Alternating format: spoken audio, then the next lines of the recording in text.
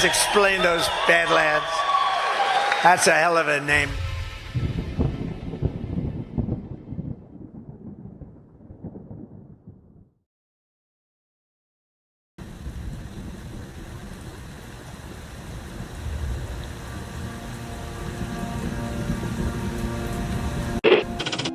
Mr. Vice President, I'm going off script again, I know, but I just want to personally thank you.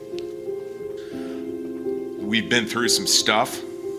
We've gone through some of the most complex military operations this country's ever conducted, and your steady hand and your leadership during those was a great source of strength for me. Thank you for your leadership. Thank you for your character. Thank you for your selfless service. Thank you for commitment. Thank you for being a mentor to me, Mr. Vice President. It's called the swamp. And you know what happened? And you know what I did? A big favor. I caught the swamp. I caught them all. Let's see what happens. Nobody else could have done that but me. I caught all of this corruption that was going on, and nobody else could have done it. Did I get that one right?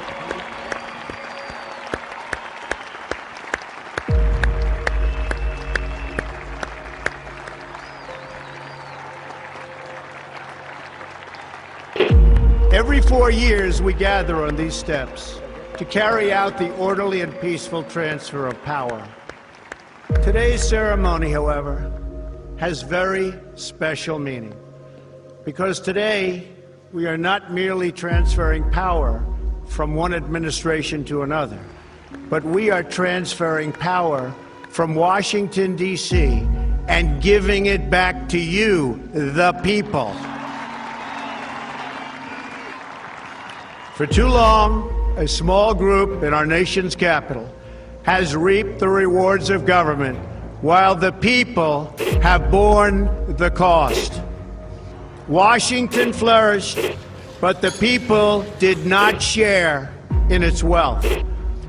This American carnage stops right here and stops right now. The forgotten men and women of our country will be forgotten no longer. From this day forward, a new vision will govern our land. From this day forward, it's going to be only America first. This is a president of the United States who is a danger to the Republic. America first. He knows he's an illegitimate president. The oath of office I take today is an oath of allegiance to all Americans. The great Trump recovery. America will never be a socialist country. I will fight for you with every breath in my body. Russia, Russian, pro-Russian, Russian, Russia, Russian, Russian, Russian, the Russians. Russian. Russia, Russia, Russia. And I will never, ever let you down. A dangerous virus is spreading rapidly in China, and U.S. officials are very worried that it could come here. This is really the worst attack we've ever had. This is worse than Pearl Harbor. This is worse than the World Trade Center. There's never been an attack like this. The time for empty talk is over. Now arrives the hour of action.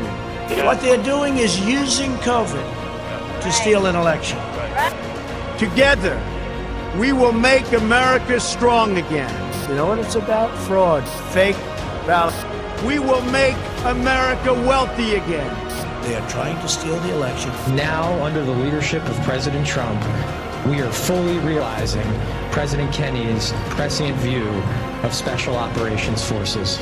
We will make America proud again. And watch, please, those mail-in ballots. We will make America safe again. And in millions and millions of ballots. Their vote is under what they thought they needed. They're dumping more ballots in there, okay? And yes, together, we will make America great again.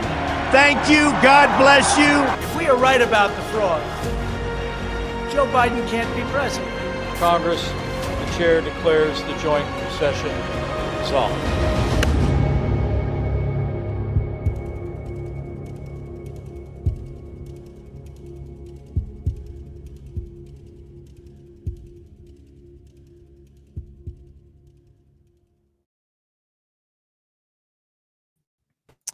Well, good evening, everybody, and welcome to the Wednesday edition of the Devolution Power Hour. As always, and unfortunately, I'm joined by Burning Bright. How you doing? I like that. As always, and unfortunately, I'm all right, man. I'm sick, which I expected. The post-travel blues, but Yeah. How many hours was your nevertheless, drive home? the whores. Yeah, it wasn't quite as long as yours. I lucked out a little bit. I thought it was going to be a hellish time on the tarmac, given what a lot of our other hosts were saying on their way home, but it wasn't that bad. I did hear that the government shutdown had caused some travel issues for some Badlands hosts, but luckily, we'll never have to go through that again because the government is no longer shut down as of like right now. Until January, when it will shut down again. Well, until January, you won't have to worry about it again. Yeah. What a relief. Right. Chris brought up some good points on Story Hour last night. We did the movie Airplane, and we spent the first 45 minutes bitching about the government and air travel. Then we talked about the actual movie, but he was talking about that truth post that Trump put out about the FAA and about air traffic controllers. And it was interesting how he kind of really highlighted them. It's like all these traps that are laid out, whether the shutdown itself was a trap or not. He certainly used it to highlight people taking advantage of the story of a shutdown to make excuses for why. Because apparently all those air traffic controllers are going to get back pay and everything, or like were the whole time. Yeah. Even before any new agreements or anything why are like those that. government employees in the first place? That's what doesn't make sense to me. Like they should be. Yeah. Like the airport should be the one paying them, or the city there, or the state there. Like, why is the federal government paying air traffic controllers? Well, I guess the argument, which we talked about this a little bit last night, the argument is that I wouldn't say you're dealing with national security. Well, I guess in some ways you are, right? I mean, I'm just making this up. I don't know if this is why, but I like it. I think you are kind of dealing with national security, right? Chris was kind of arguing against that, and I didn't mention the national security point, but I said I had said I can understand the argument why air traffic controllers are government. But then how come pilots aren't federal employees? Aren't those paid for by the airlines? Yeah, those are private employees, as far as I understand. So it is a bit of a weird situation. I'm wondering if that's one of the arguments of them saying we can't have private contractors in charge of who's patrolling the skies. And, you know, I'm all for free market, and I do think that there's probably a way to create just a fully privatized air travel system.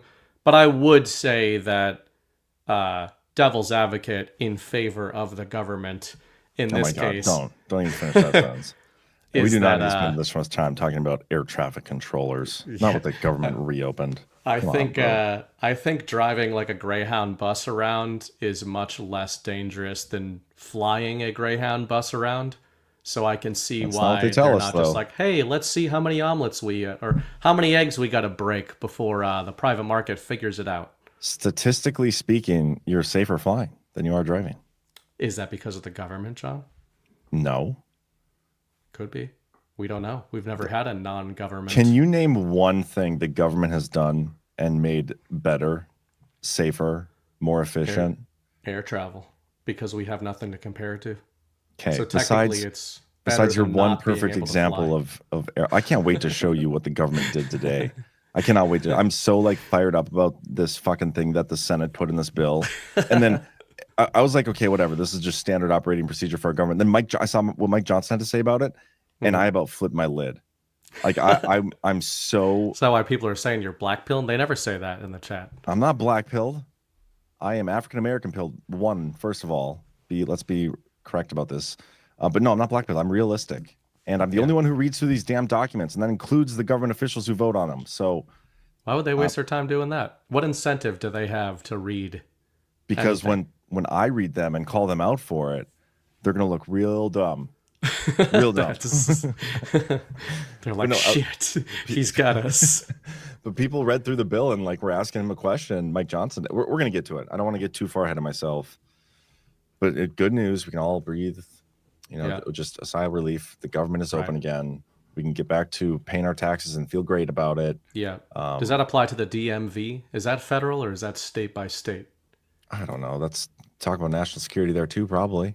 Probably. That's why they got to have Shaniqua in there to give you all kinds of attitude when it comes time to renew your license. Yeah, everybody at the DMV is named Shaniqua. That's a fact. Are lifeguards government employees? That's a good question. I doubt it. I somehow doubt Like it. the one from the Sandlot? Oh, Bay. Yeah. Hell no. What was her real name? Who knows? Who cares? Oh, no. There's a Wendy Peppercorn. Oh, yeah. Yeah. Peppercorn, right? Peppercorn. Yeah, yeah. Well, it depends. Peppercorn? I don't think it was that.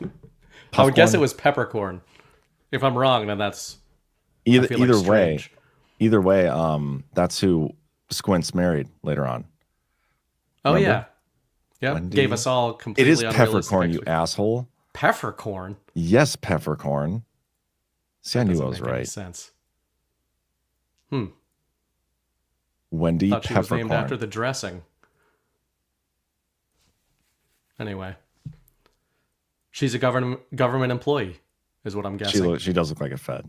So it's accurate. Well, tonight we are going to talk about what the government did that I'm disappointed in. Like that was weird. That alone was that weird. should be clipped. We can just add that to the clips package. I'm always disappointed in my government, but I'm especially disappointed today. Yeah. We're also going to talk about Epstein. Did you hear that there's Epstein drama again? Trump's like one of them. Trump's the whole implicated. time.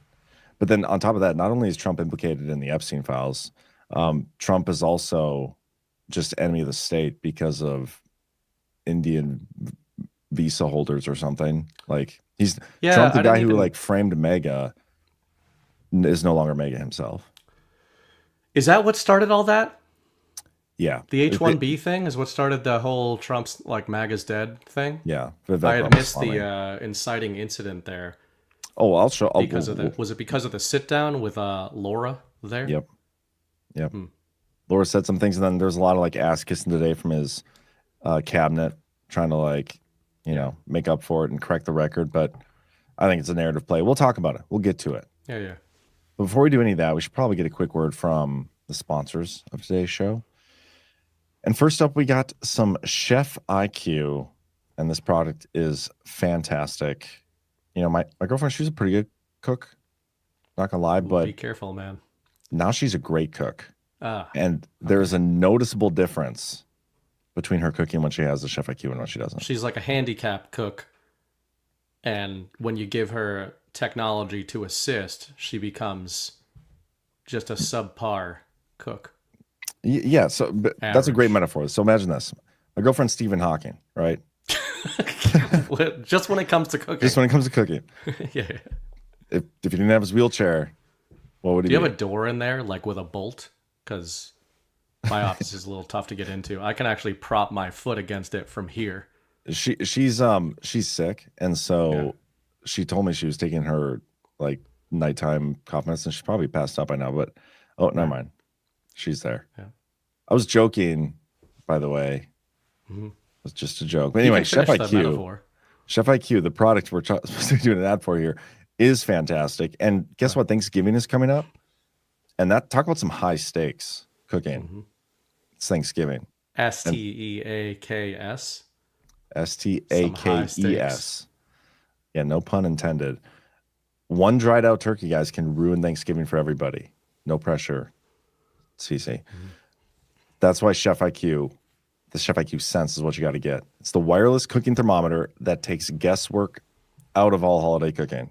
The USDA says turkey got to hit 165 degrees to feel safe. But you know what? Fuck the USDA. We don't know if we can trust them. That's true. But we can trust Chef IQ Sense. And if they agree with the USDA, then I'll vouch for it. Your eyes can deceive, but Chef IQ ensures you hit that perfect temp every single time. Whether you're roasting, grilling, pan searing, even smoking the turkey, it's got you covered. It can be easier. Just insert the sensor, tell the app what you're cooking, then sit back and relax. Chef IQ Sense tells you when to flip, take it off the heat, and even how long to let it rest. Basically, it's like having a personal chef watching the stove so you can hang out with your guests. No more oven peaking, no more dried out turkey, just perfectly cooked meals every single time. It works for steaks, chicken, fish, whatever you're cooking, pork chops. CC makes a mean pork chop. You'll wonder how you ever cooked without it. Ultimate gift, perfect for the holiday season. Go to badlandsmedia. Oh, no, let's not go to badlandsmedia.tv. Well, you should go to badlandsmedia.tv, but for this instance, you go to chefiq.com, promo code DPH. They're having a 30% sale site-wide. As somebody who is not a handicapped ass, Stephen Hawking ass cooker, like your girlfriend, apparently, allegedly, somebody who's rather good at cooking steaks and various foodstuffs, I can fully vouch for Chef IQ. You're gonna get me in trouble. They're She is a good cook. I don't think I did anything here in this last few minutes. And you were fighting with Mrs. Bright in the chat even before the show started. Yeah, I sent her a DM about a GAR location. She never even opened it. She probably saw it, like the preview of it, and was like, "Yeah, fuck that guy. I'm not going to respond." That By the way, that would be one of her moves. Is there anything that you've done to upset Miss Bright lately? Can we talk about that for a little bit? I don't think so. I think Maybe we're change good. the subject.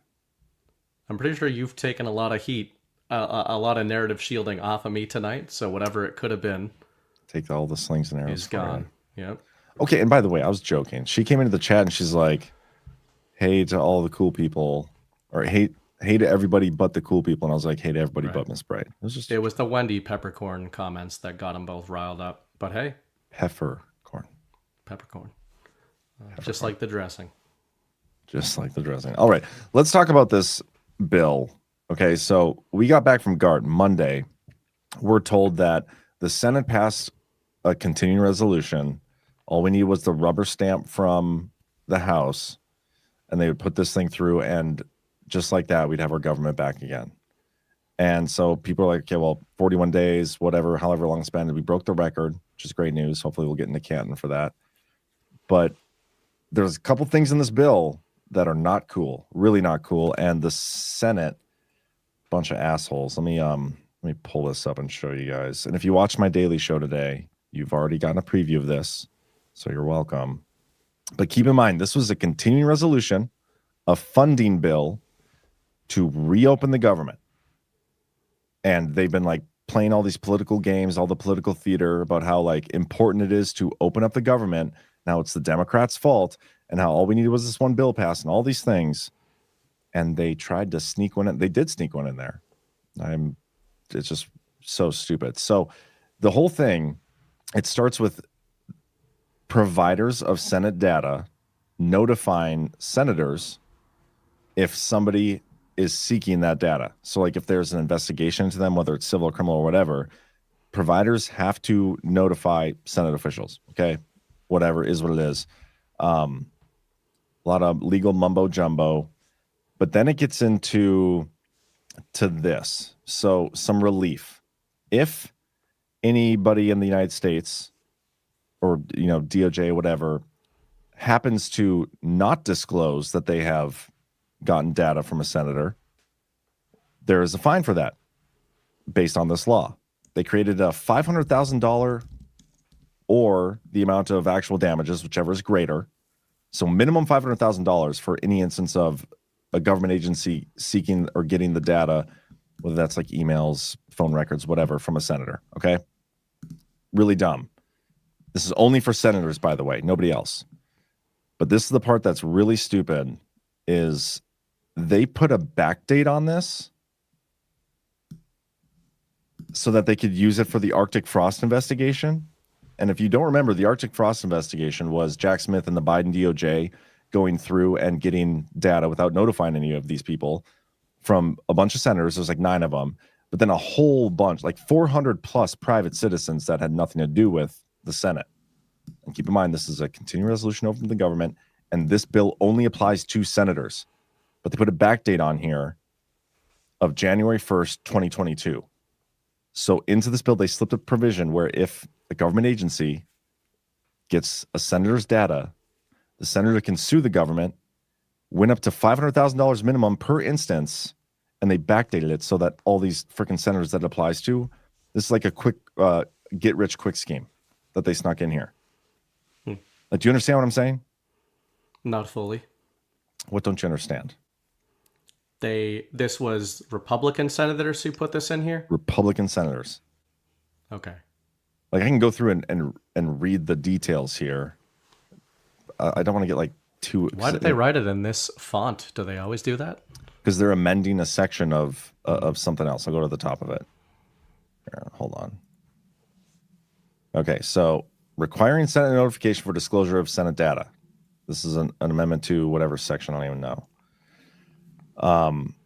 They call the definitions of what data means. Mm-hmm. And then here, notification by providers. If any provider for a Senate office receives any legal process seeking disclosure of Senate data of the Senate office that is transmitted, processed, stored, blah, blah, blah, they must notify the Senate office.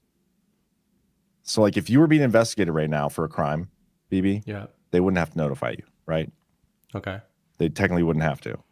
The Senate is basically bypassing that. And there's some provisions in here where if it's a specific crime, you know, they can petition to have it withheld for 60 days, whatever. But the biggie is they put in the amount of money they can make if this instance happens. And then they put in a backdate provision where they can sue the government over it. And here, let me show you the Arctic frost. Maybe this will make more sense. How do you spell Arctic? Here we go. Biden FBI. Can you see my screen? Yep. I have so many windows open right now. I can't even see what's on the screen. Okay. Biden FBI spied on 8 Republican senators as part of Arctic frost investigation. Explosive FBI document obtained by Senate Judiciary Committee Chuck Grassley reveals the FBI targeted 8 Republican senators' personal cell phones for trolling data as part of its Arctic frost investigation. One Republican member of the House of Representatives was also impacted. The Arctic frost investigation formed the basis of Jack Smith's electric case. In 2023, they sought and obtained data about the senator's phone use from January 4th through January 7th. So what the senators did in this bill is they made this illegal, and seeking data from them, they made illegal? They made illegal and made it allowable for them to sue the agency, in this case the DOJ, for a minimum $500,000 for doing this. Okay. This is like a get-rich-quick scheme. Like, do you understand what I'm saying? Like, they slipped this into a continuing resolution bill. Yeah. So any investigation or data collection on congressmen or on senators without notifying the senators, without notifying them, is now going to result in them making money off of it.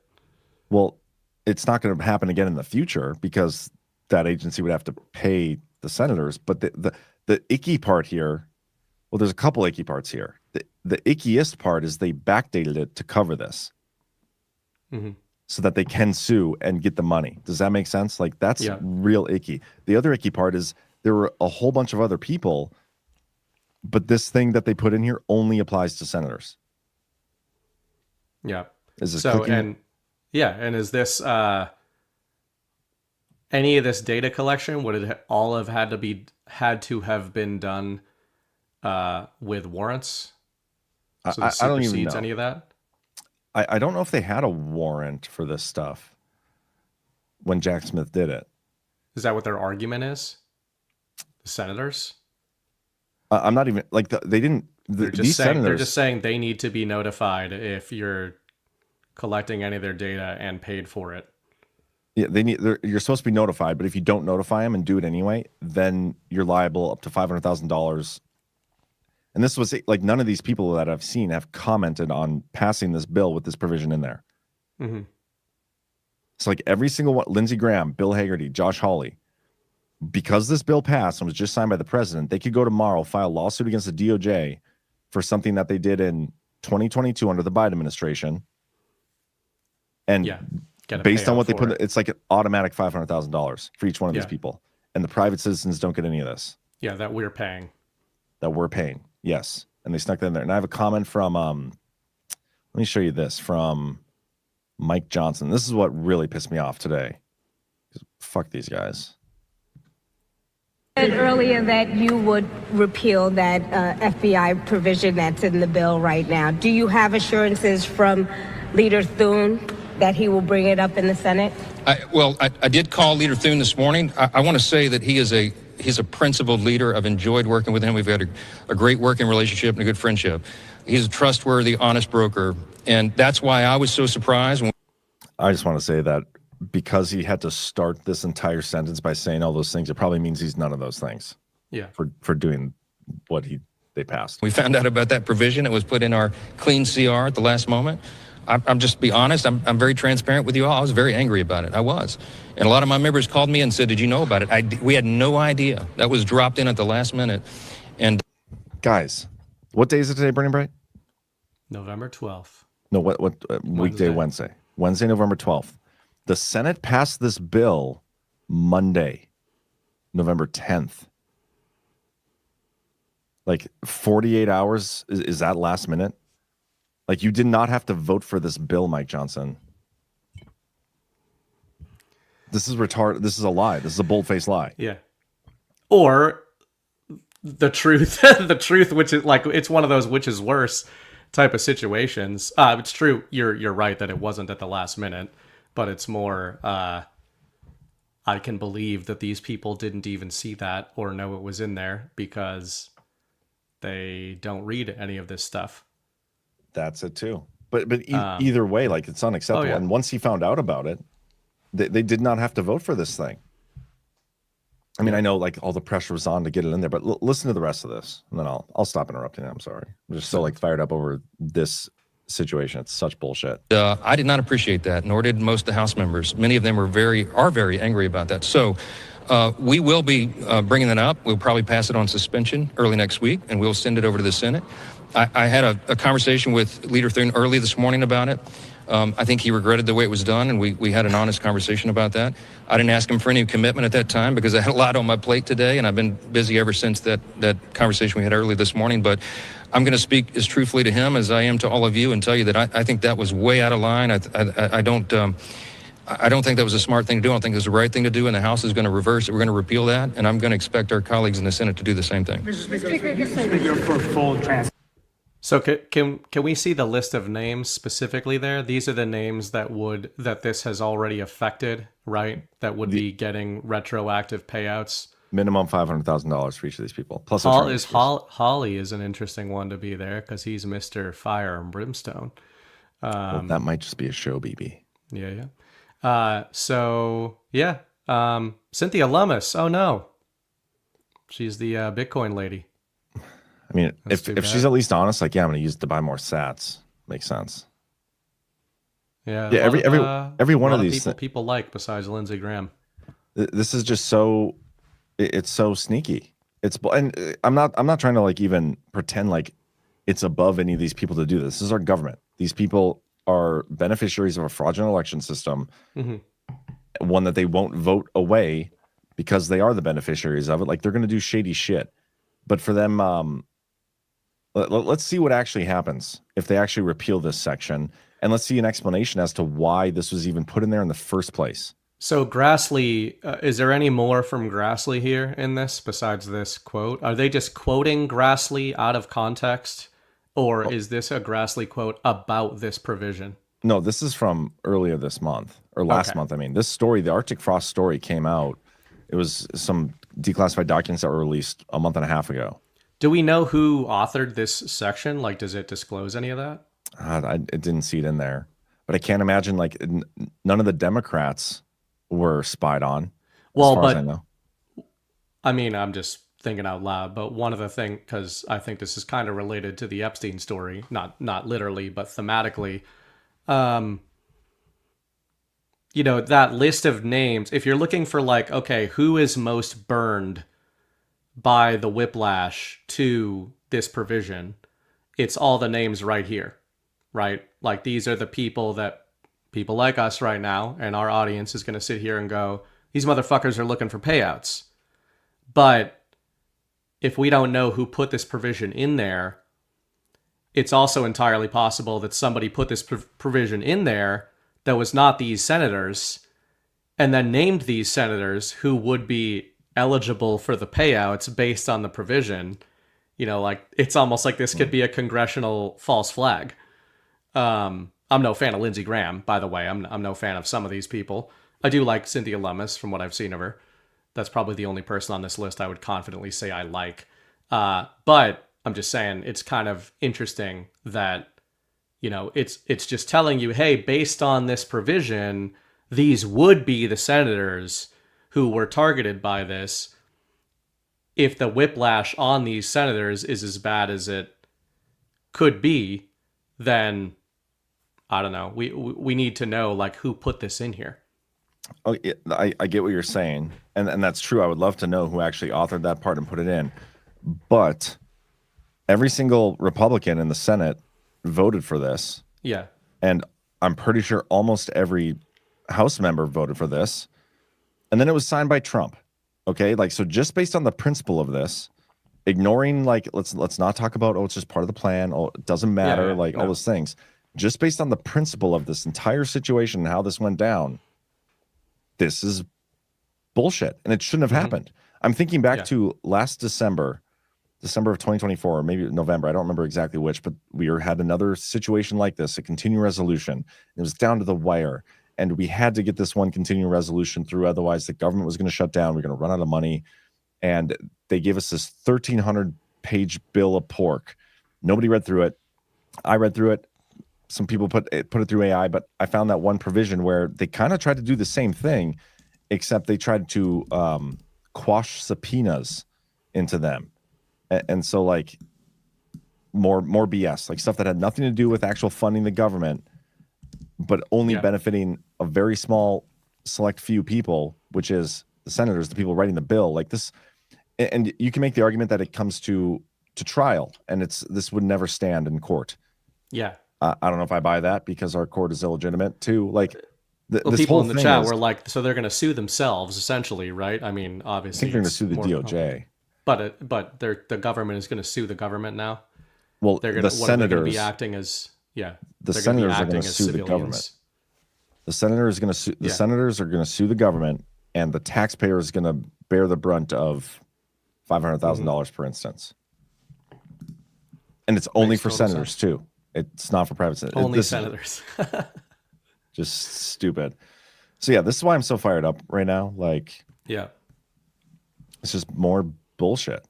And I know it doesn't matter. Government's illegitimate. Like we can talk about all that stuff all day long, but yeah, they still passed it anyway. Trump signed it anyway, and it's ridiculous. Yeah, that's why I'm just looking for other angles on it, not to excuse it, but looking at what it is of the.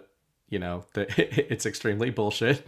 But then I just look for, there's always the terminology of poison pills in these bills, right? The Democrats blame Republicans, Republicans blame Democrats. Just saying, if you did want to make the other side look bad, like over the narrative has been over the course of the last 43 days, Democrats are the ones holding this all up, right? Obviously, they've both blamed each other, but like largely the narrative has been Democrats have held all this shit up over Obamacare provisions. And then the biggest scandal coming out of it, which I just was doing a quick search just to see kind of who had the sensational headlines specifically about this provision. And it was all the usual suspects like Washington Post, etc. I always just find that using it as a reverse indicator doesn't mean you just play the opposite game, right? But it's notable when WAPO is out here freaking out about this.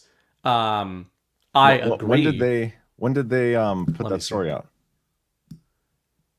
They put this it was updated 2 minutes ago. Where's the original? Here's the archive.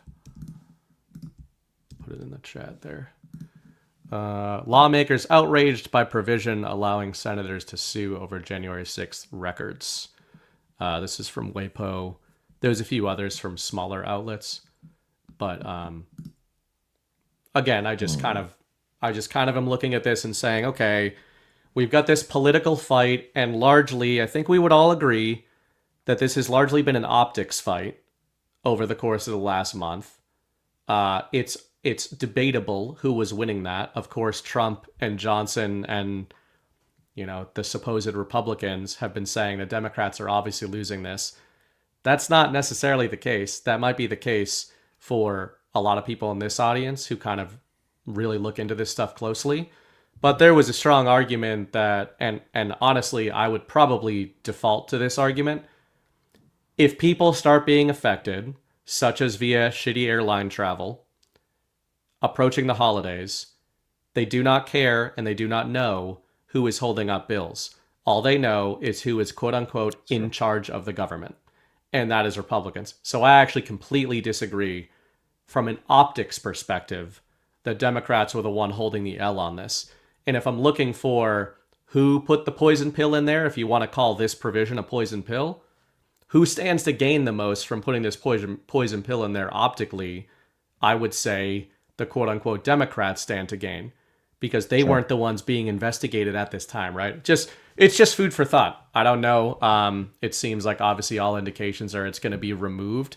But if you play devil's advocate and look at Mike Johnson and his reaction there, it's like, was this more Democrats slipping one in and making them all look like they're trying to get big payouts on this? So then it'll be interesting, and I don't know if this has already happened, but in the coming days, if Chuck Schumer starts making the rounds talking about this, then to me, that would also be a bit of a reverse indicator of who tried to get it in there.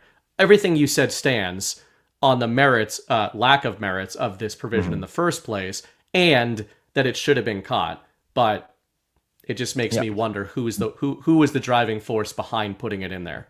Totally understand your argument, but the final point I'll make on it then is I was about to say we elect these people.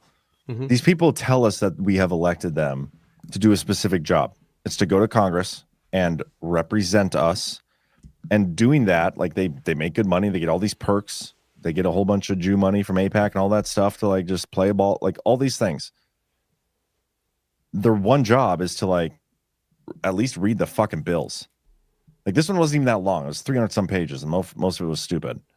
Like it doesn't take much work to like scan through and find the BS. At least have a staffer do it. There's an excuse to me that's like, oh, maybe the Democrats snuck this in there, John Thune. Like your office budget is in the millions and millions of dollars. Your staffers, all these people, like if it passed the Senate, it's because they wanted it passed. There's some quotes. There's some quotes in this article that read it. Pull it up, man. Yeah, hold on.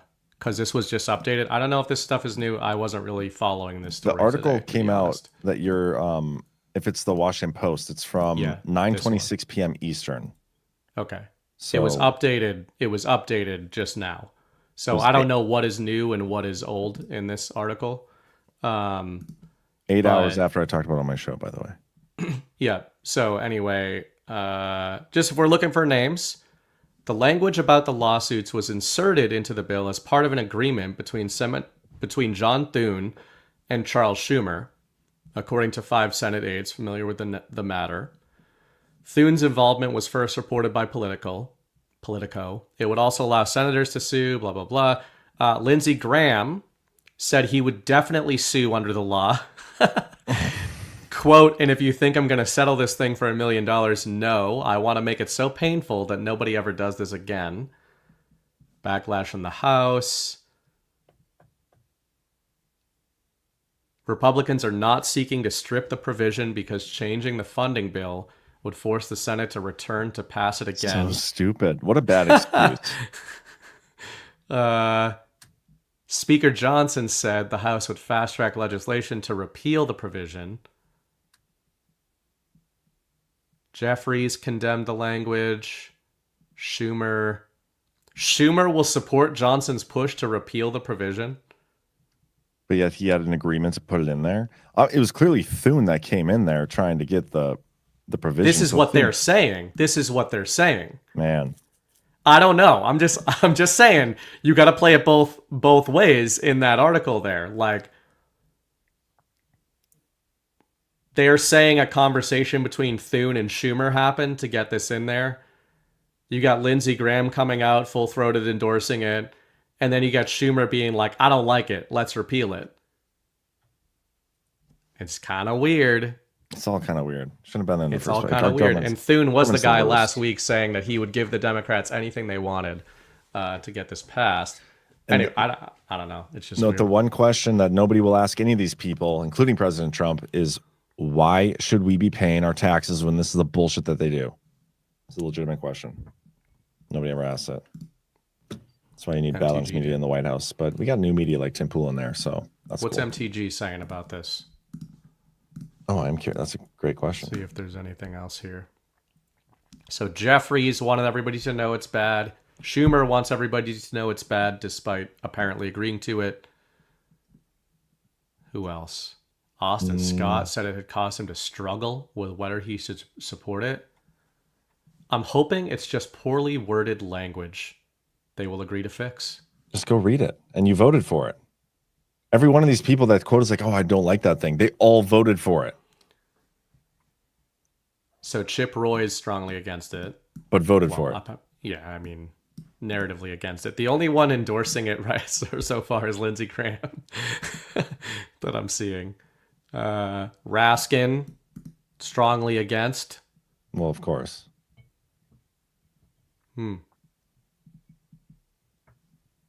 whole thing is so stupid. Schumer said he voted for it. Wait, what was the rest of his quote? Schumer said he voted against the bill because it only came with Thune's promise of a vote on the subsidies. That's another. So look at this contradiction here. So Schumer voted against the bill. Shaheen, Hassan, and King, who led negotiations to reopen the government, were unaware that Thune and Schumer had agreed to include the provision. So they keep saying Thune and Schumer agreed to this. But also, Schumer voted against it. And did Thune Schumer voted against it. Does Thune or the Senate even need any of these people like Schumer to approve of what they put in the bill in the first place? No. I mean, again, this looks like a poison pill, obviously, but it looks like a narrative poison pill. And the question is, who stood to gain by putting that in there? If Thune really was the driving force behind the provision. This weekend, by the way, at GART from an attendee, which, by the way, guys, GART was awesome. Thank you so much, everybody who came.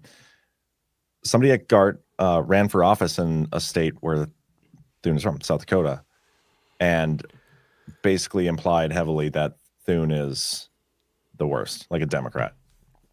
Well, I mean, all you need to look at is the headlines over the last week where he seemed the most desperate to reopen the government by any means necessary. So that they don't have to do the filibuster. And now we're being told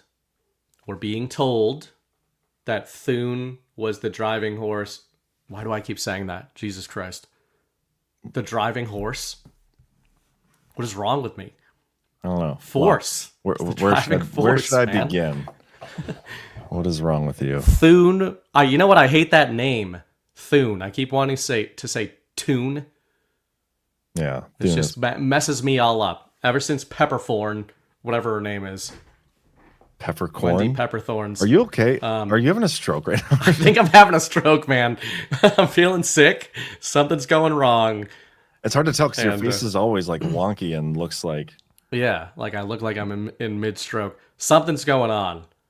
But nevertheless, I will persist. My point is, Thune's been a total bitch the last week leading into this, and now we're being told he was the driving force behind this provision, and this provision is clearly visiting the most narrative whiplash onto the Republicans of anything in there. Including Trump. I mean, Trump signed this thing. Also, horses don't drive. Driving horse kind of it makes sense. Well, horses themselves don't drive. You also don't drive they drive forward. Yeah, they do. I mean, driving doesn't have to be about cars or vehicles.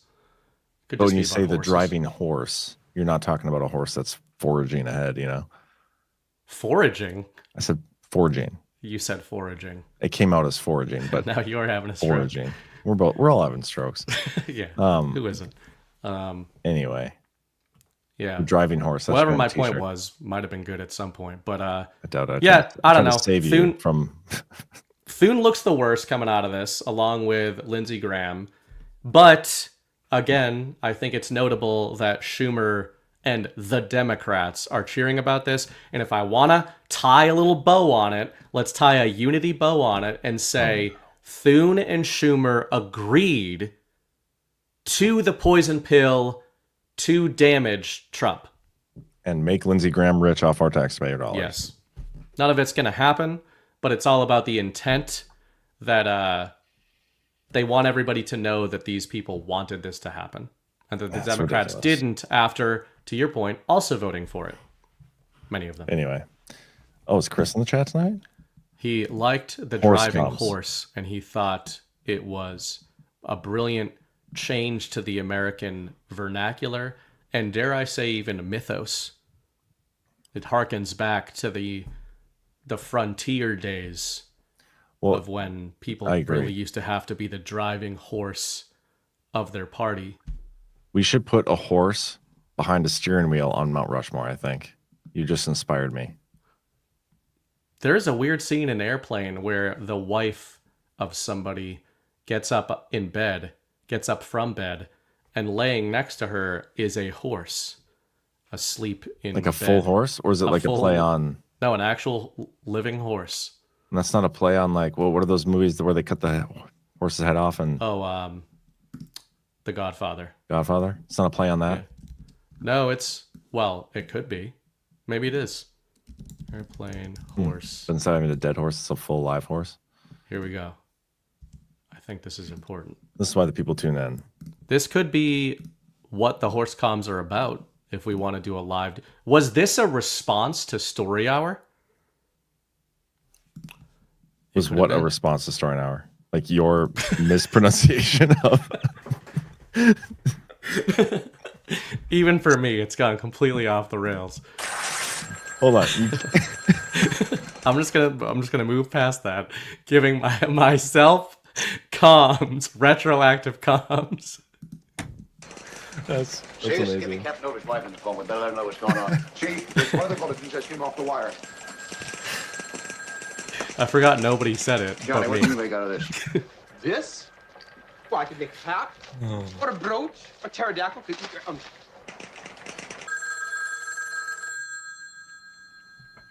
So let's see what is. How long is this going clip, on. by the way? Just a minute. Okay. Long minute, but. Mrs. Over? Yes, this is Mrs. Over. This is Ed Macias calling from the airport. There's some trouble on your husband's flight. We don't know how serious it is yet, but Steve McCroskey thought you'd want to get down here right away. Yes, I'll be right down. I've got to go to the airport. You can let yourself out the back door. There's juice in the refrigerator. It's a straight up horse. How'd they get a horse to lay so calmly in a bed under the I know, covers? nowadays, we'd need CGI to do that, and it would look ridiculous. Chris's comment in the chat, was your stroke brought about by Story Hour Sig Deco? That was hilarious. I can't believe you give yourself comments. I decoded myself, but there was That's so I don't know. I did have Dayquil. Somebody asked about NyQuil. I had Dayquil. I mean, there shouldn't be anything in that I know of. Did G Money give you the shrooms? No, I didn't have any. No. Of the imaginary. Are you sure? Things. Yep. What do you mean imaginary? They're sponsored, dude. That's true. It's okay. Yeah, I haven't taken any drugs tonight. So, anyway, I feel like it was a strong segment. No, I think we should transition to Indians taking our jobs. How about we do that? I'm always willing to recover with a bit of old-fashioned racism. I agree. But before we even do that, let's see if we can get a quick word from a sponsor. Let's see who we got from Rumble Studio. I don't even know how to say this word. Elohitrim. You ever heard of that? Elohitrim? Yeah, sure. We can pretend we did. I mean, that's a really hard word to say, but how do you spell it? Elohitrim.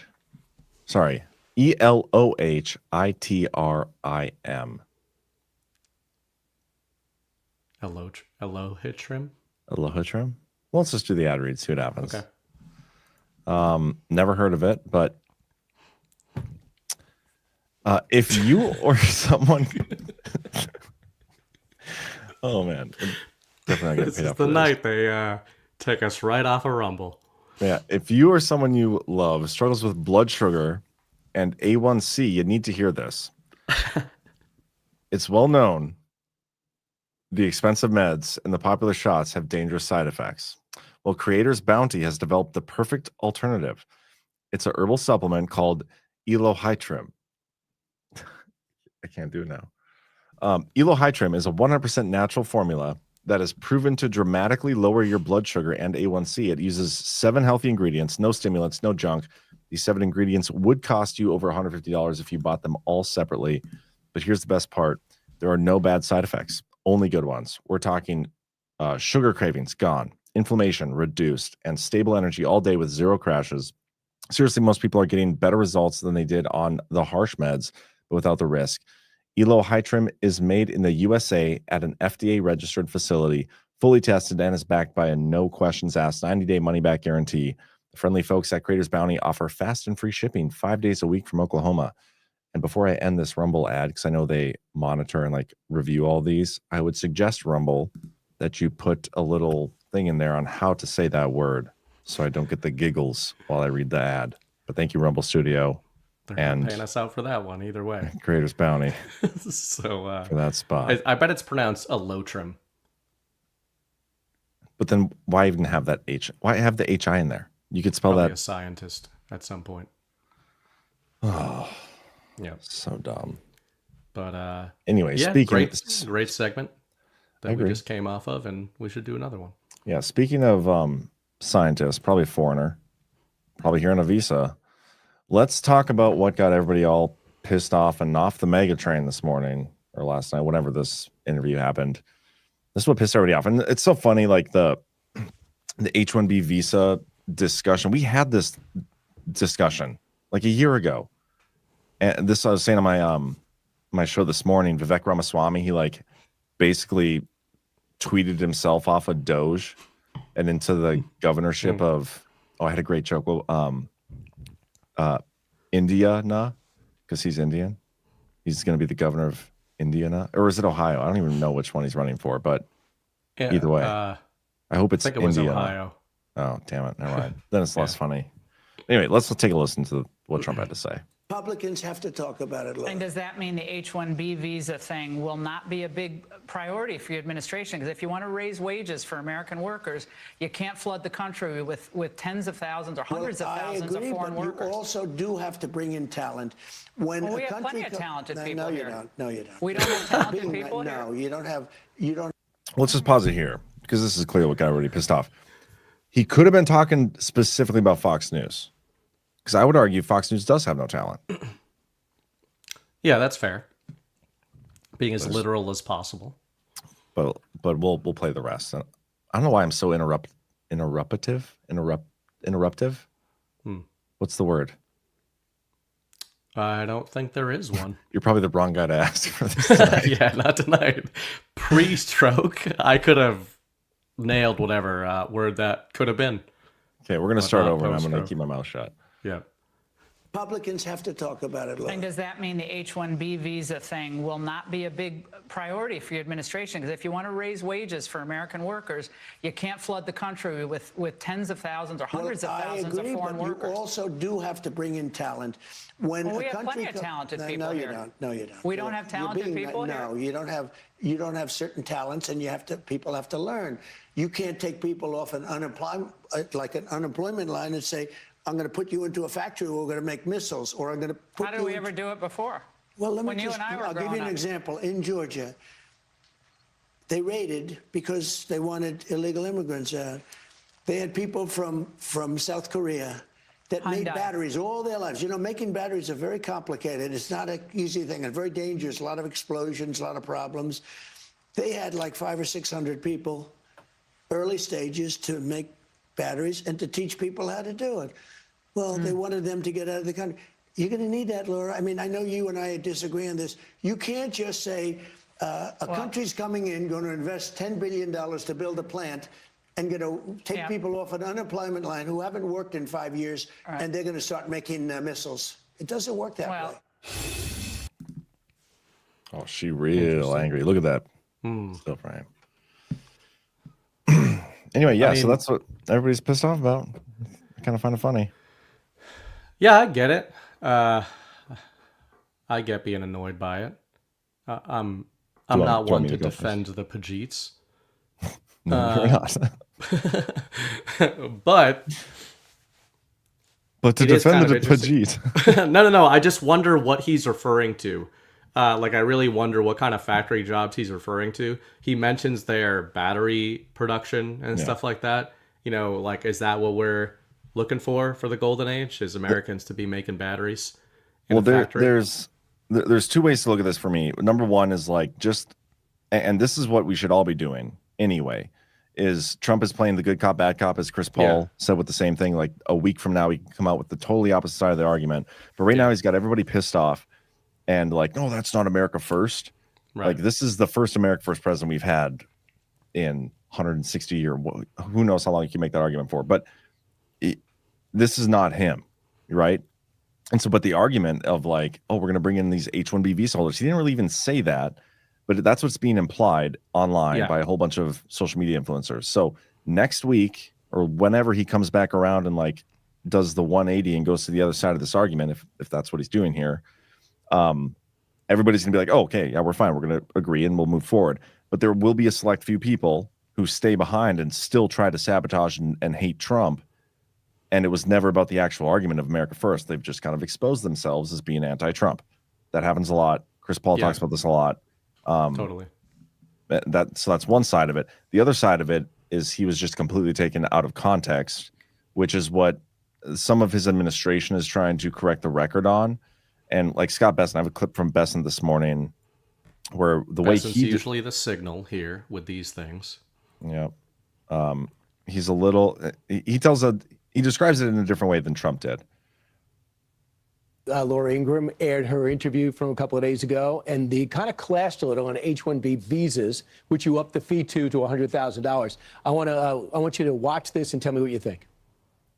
And does that mean the H-1B visa thing will not be a big priority for your administration? Because if you want to raise wages for American workers, you can't flood the country with tens of thousands or hundreds of thousands of foreign workers. You also do have to bring in talent.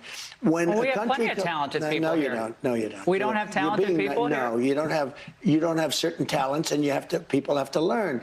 You can't take people off an unemployment line and say, I'm going to put you into a factory where we're going to make missiles. Where do you stand, Mr. Secretary? Brian, for years, 20, 30 years, we have offshored precision manufacturing jobs. And the president's point here is, we can't snap our fingers and say, you're going to learn how to build ships overnight. We want to bring semiconductor industry back to the U.S. There are going to be big facilities in Arizona. So I think the president's vision here is to bring in overseas workers where these jobs went. Who have skills. Who have the skills, 3, 5, 7 years to train the U.S. workers. Then they can go home, the U.S. workers fully take over. So do you understand the concern that people have? Hey, an American could have that job. Why you give it to a guy from But an American can't have that job. So it's specific skills. Because we haven't built ships in the U.S. for years. We haven't built semiconductors. So this idea of overseas partners coming in, teaching American workers, then returning home, that's a home run. So as you can see, the way he described it is a lot different than the way Trump described it. They're talking about specific manufacturing of specific things like the semiconductors, precision missiles, I think he framed it as. And them like going home afterwards, that's a different story than the way that the H-1B visa system has been abused for decades. And so if that's what actually happens, though, like that's the thing. Yeah, there are new provisions. I know the limit got raised, as he mentioned there, to 100,000. Is there a new limit, a time limit on them yet? I don't know. That's a good question. But because that's big. I think, first of all, I think Trump did say that. He just said it, like you said, he was put on the spot. He kind of fumbled his way through the response. He did say, he kind of recovered in there with Ingraham and said, precision. He said, we don't have talent. She said, we don't have talent in this country? Again, Fox News, Donald Trump's best friend, right? And he said, they tried to do a double gotcha there, by the way. So she tried to do a gotcha on Trump, and then they tried to do a double gotcha with, look at how we got Trump earlier. Do you want to help us get him and double down on it? So that's one thing. He said, we don't have precision manufacturing. You know what's funny?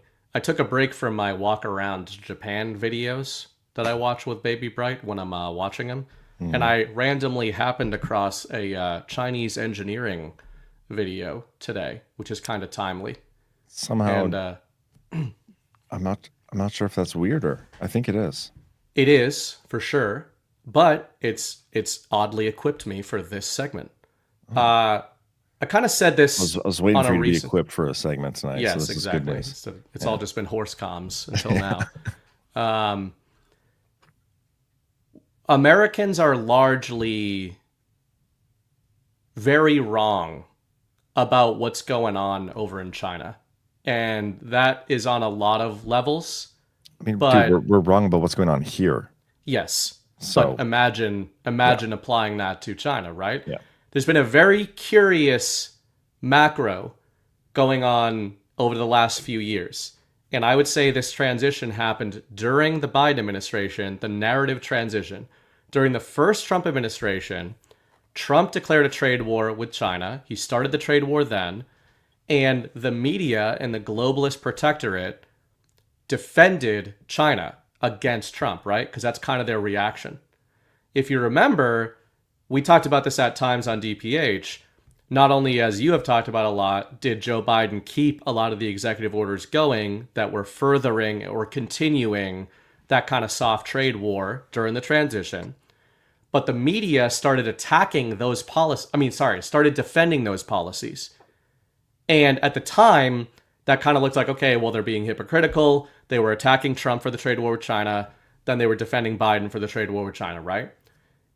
They're still attacking China, the globalist media, because now I think they have realized what I have been saying on the show for 3 years, that the decoupling between Trump and Xi is mutual, right? All of which is to say, when I bring up the engineering video I was watching, the shit that they are building in China and the shit that they have built, infrastructure, all that kind of stuff, is many orders of magnitude beyond where we are at in the US. Mm-hmm. And most of that infrastructure, and I think it would blow people's minds if you just watch some of that stuff. Like, look at how the highways are constructed over in China.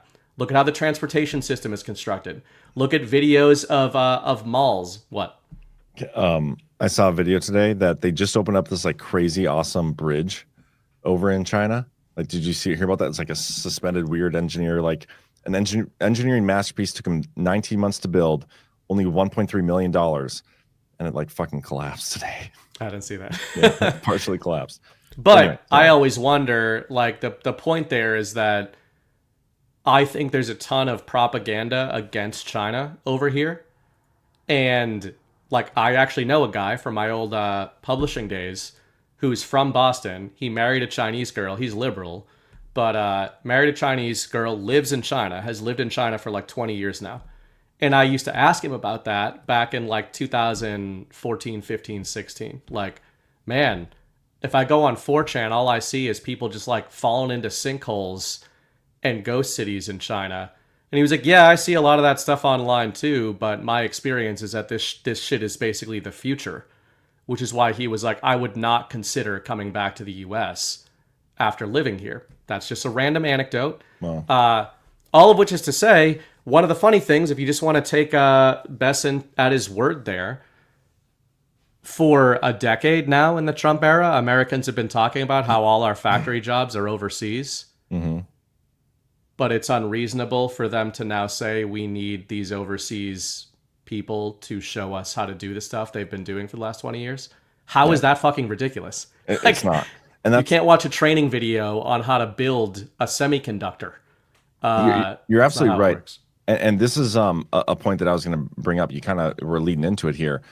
And I've talked about this with Thomas Massey quite a bit.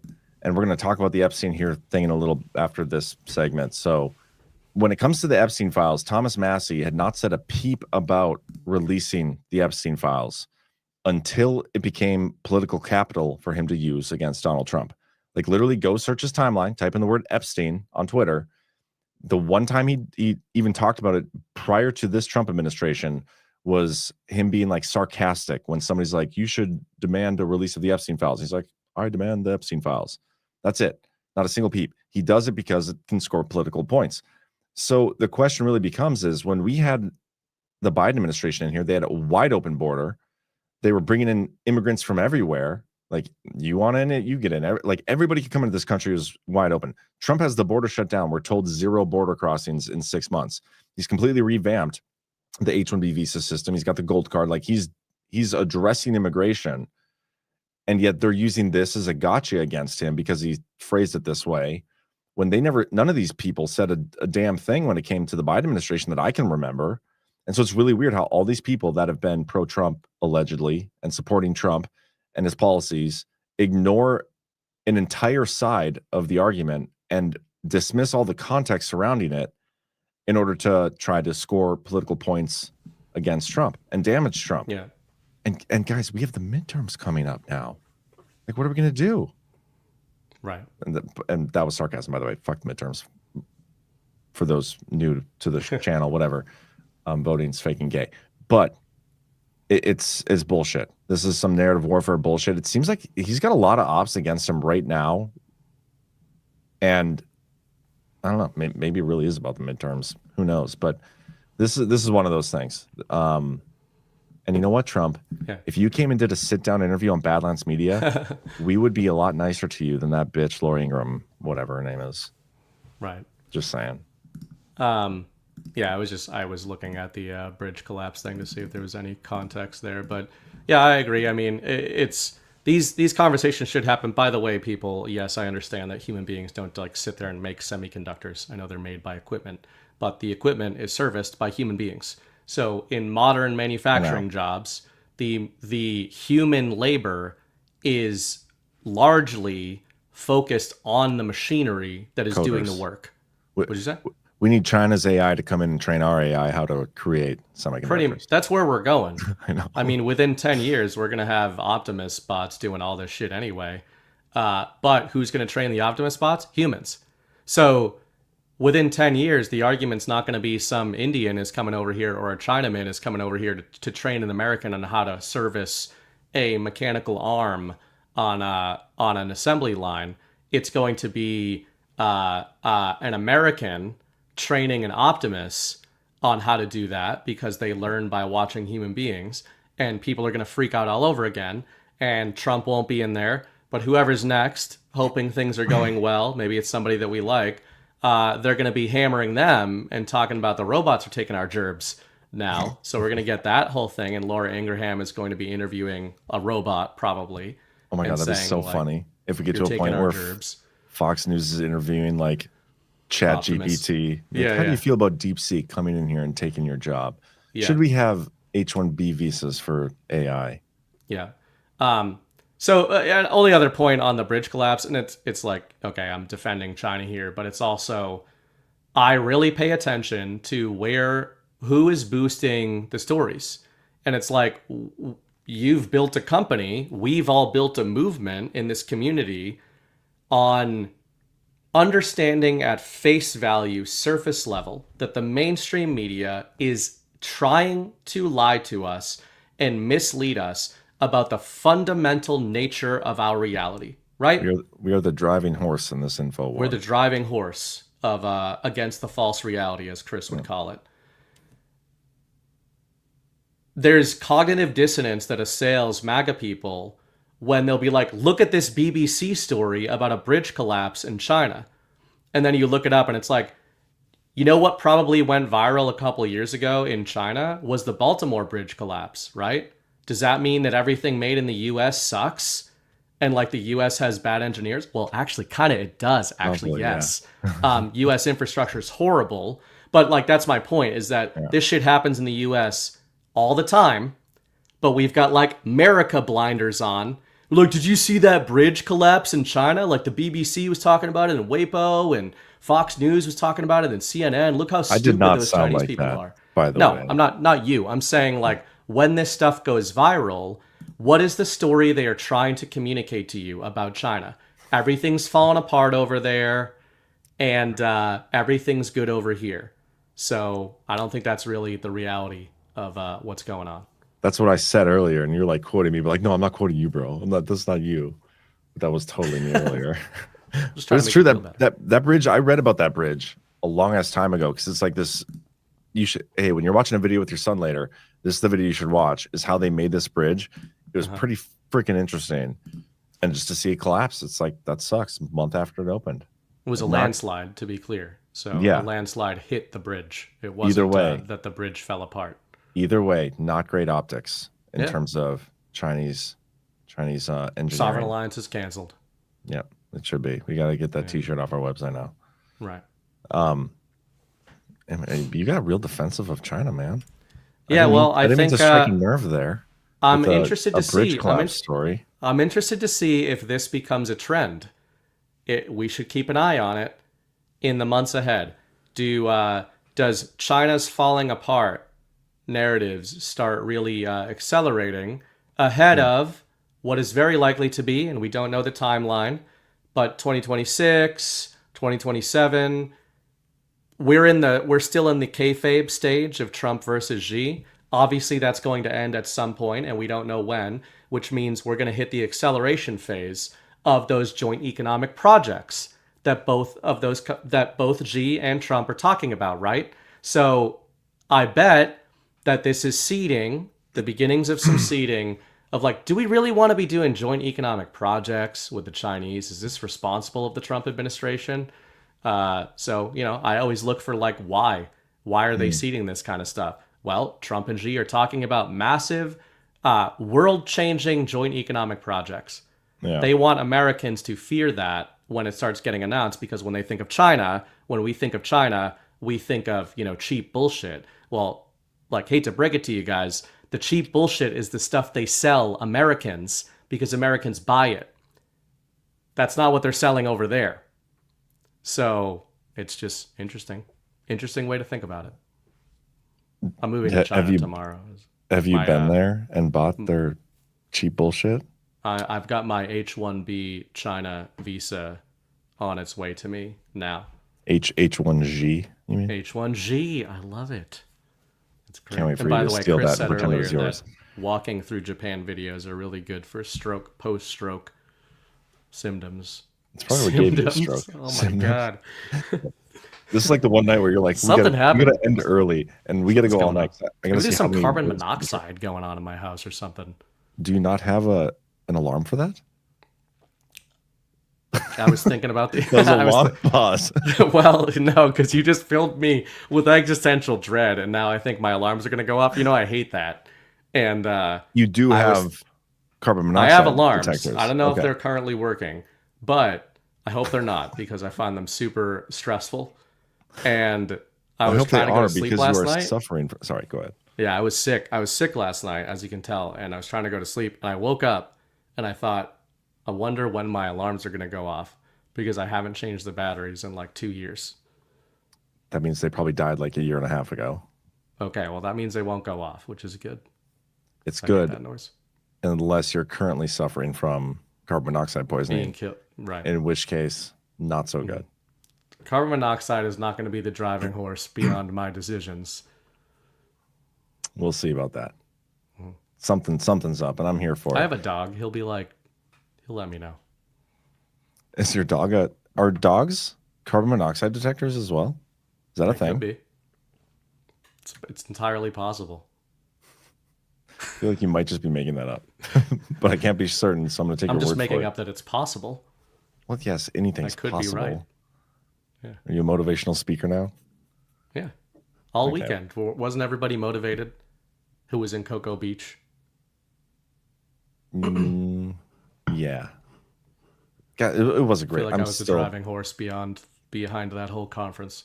Okay, let's not beat a dead horse here with this phrase. So let's let it rest a little bit. Buy China. Buy Chinese is that's the takeaway from that segment, I think.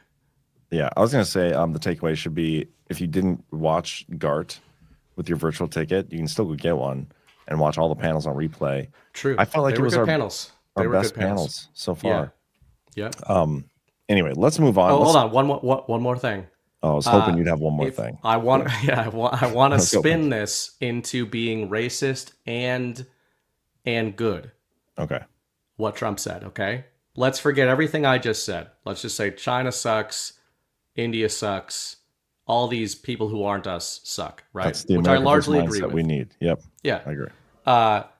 You could look at this not quite as slavery, but as indentured servitude, right? Keep in mind, for who? We're getting indentured servants, America again.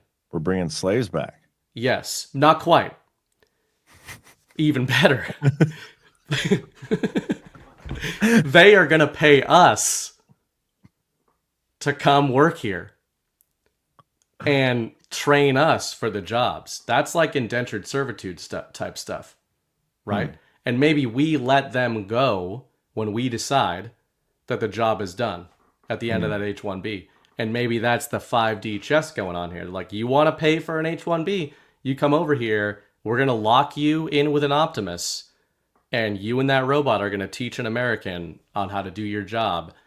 And payback, right? Payback's a bitch. And you're gonna pay for the honor. And then you're not going to be able to wait to get back to India to do whatever the hell you were doing over there. You know, it could be that everybody's just like blowing this whole thing out of proportion. Like if there was a company in California that made a specific type of semiconductor and they were getting bought out by a company in Florida, they would probably ship some of those engineers over to Florida to train the engineers there to do the job. Like that's, I feel like a pretty common thing, but just the fact that it's Indians, now they're slaves. And I mean, that seems like a servants, indentured servants. There's dignity to it. They agreed to this, right? That's the difference. I know. I'm just. So like you sign the contract to be an indentured servant and them's the breaks. Yeah. So I think that's what's going on. I just think it's being completely blown out of proportion by the media as a damaging hit piece of Trump, as they like to do. That's what they do. Well, but bringing on domestic manufacturing again, onshoring our production requires the training of some people. Yep.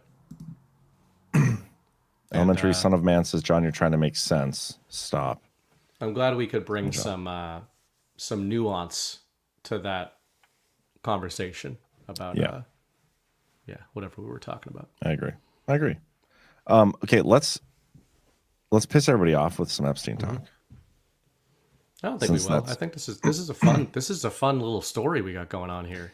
It kind of is. And to be totally honest, like of all the stories that hit the news the last like 24 hours, this one I didn't even like dive that deep into, surprisingly. I'm like, the Epstein shit is such a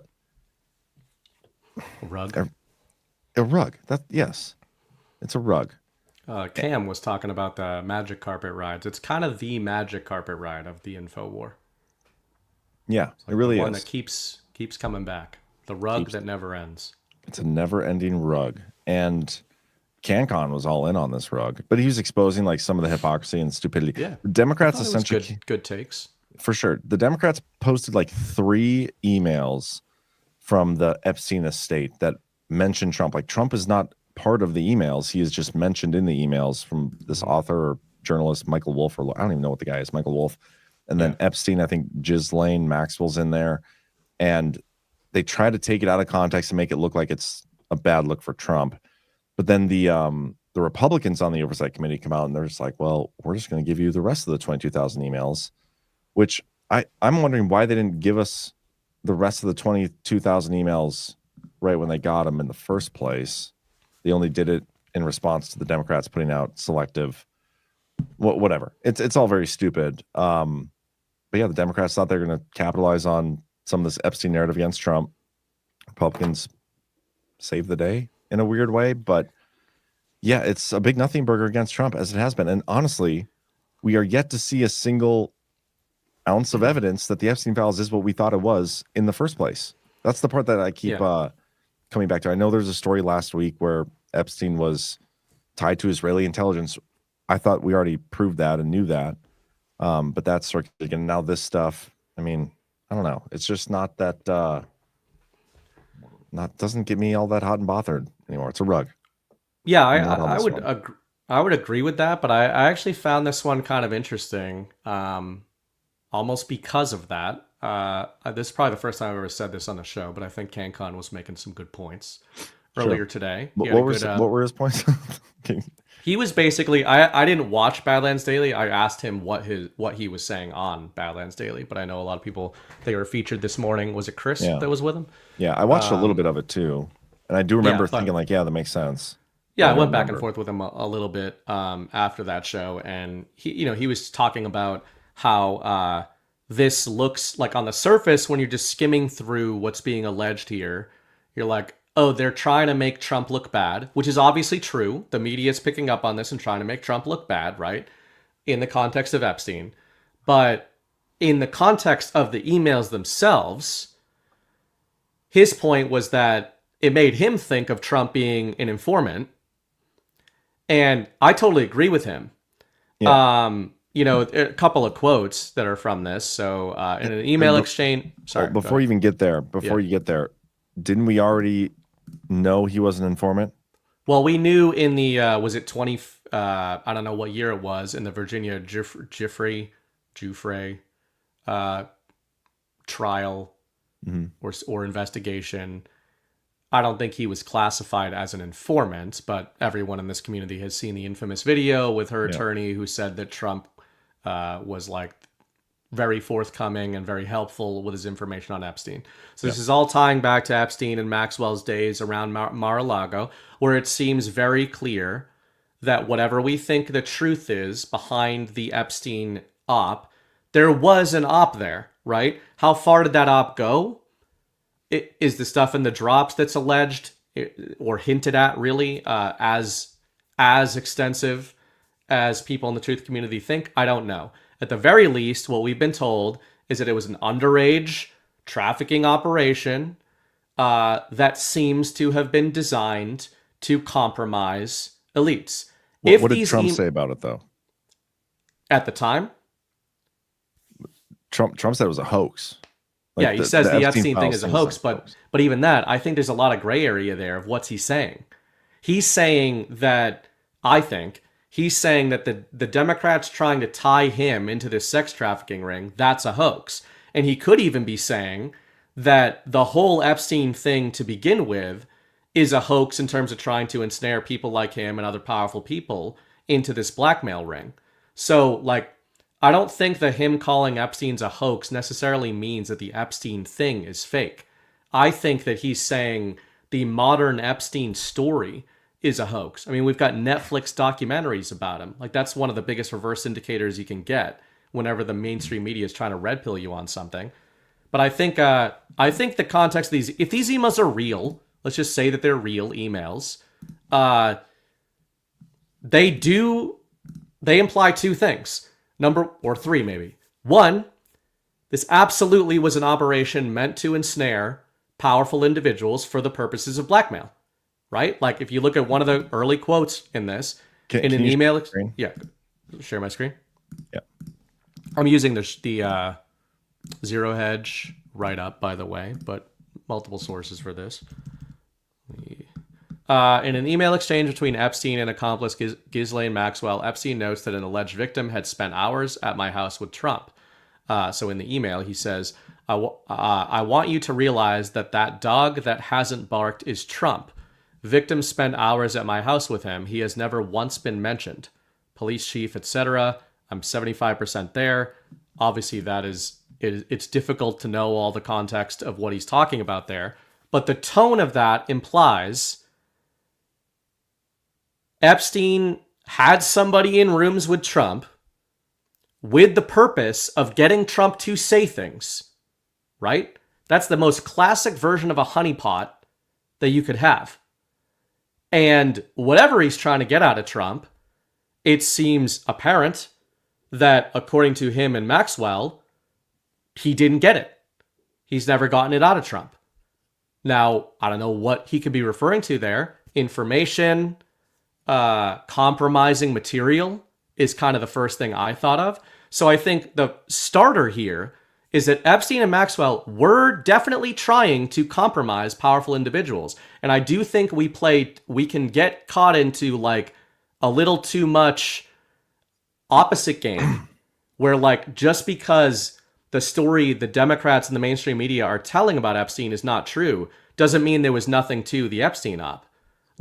why would Trump have spoken to Virginia Giuffre's lawyer and given her all that time if there was nothing to what Epstein was doing? There was something to what he was doing. He did bar him from Mar-a-Lago for a reason.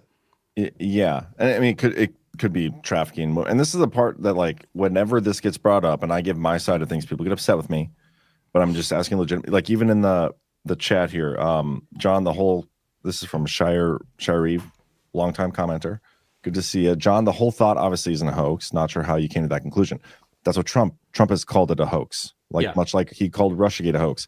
My point has always been, is when it comes to the Epstein stuff, what we think it is, the reason we think that is not because of Trump. It's got this mythos behind it because of people online on the internet have made this huge thing.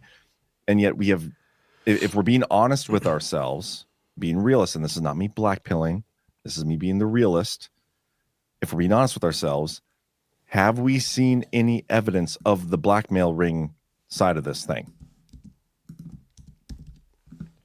And I'm talking evidence, not like, well, this one podcaster said, well, obviously that's what they were doing. You can't. We just legitimate evidence. We're looking at. I'm just saying, if you're reading an email there, like from Epstein to Maxwell, talking about police chiefs and dogs not barking, there's some inference, right? So that's could for be sure. Inference. We're making most of what we do is inference. I'm giving my side of things where, yeah, because I saw a comment in the chat where we have yet to see any proof that this, whatever was happening here, is what people online have presented it to be. Yeah, and I think that's.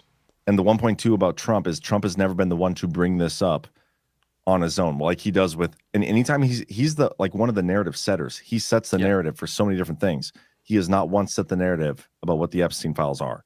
That's been other people, and he's get asked by a reporter. That's why I think it's like a trap against him, and clearly it's been used to damage him and his base, because everybody's demanding the Epstein files, and he's like, well, it's a hoax. It's not what you think it is. All these things. That's where I'm at with it, and that's why it's like a rug to me. It's a nothing burger. I get what you're saying with that email, like the dog doesn't bark. What did CanCon say? That's a Sherlock Holmes thing. Mm-hmm. Totally get it. But it's still not proof, like, to me. No, but I think the point I'm trying to make is that I think both of these things can be true. Trump is saying, so let's look at, that was 2011. So let's just say that exchange happened as it's being reported. Sure. And obviously we can infer that whatever the truth of the Epstein and Maxwell operation was, they were trying to get something out of Donald Trump, right? Like, that's like the easiest inference to make there. And it implies, based on their language to each other, that they have gotten that something out of other people. The only one they're not getting it out of is Donald Trump. So whether this is about trafficking or whether it's just about information, which it sounds like they're talking about information there. They're obviously talking about somebody speaking. So that doesn't sound like somebody saying, hey, Trump didn't take the bait in terms of the girl. It's not talking about sex or anything in that context.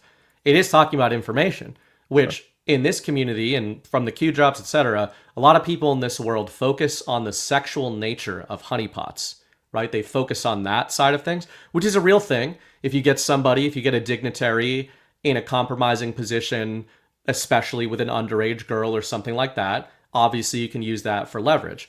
But there's another side of honeypots that was used very often in intel circles going back to the 60s, and especially in the Cold War, which is not even using underage people, but just using a woman who was attractive, who got you liquored up and had some fun and got information out of you. Like, hey, why are you here? Hey, what's your job? Hey, how much money do you have? Whatever it is.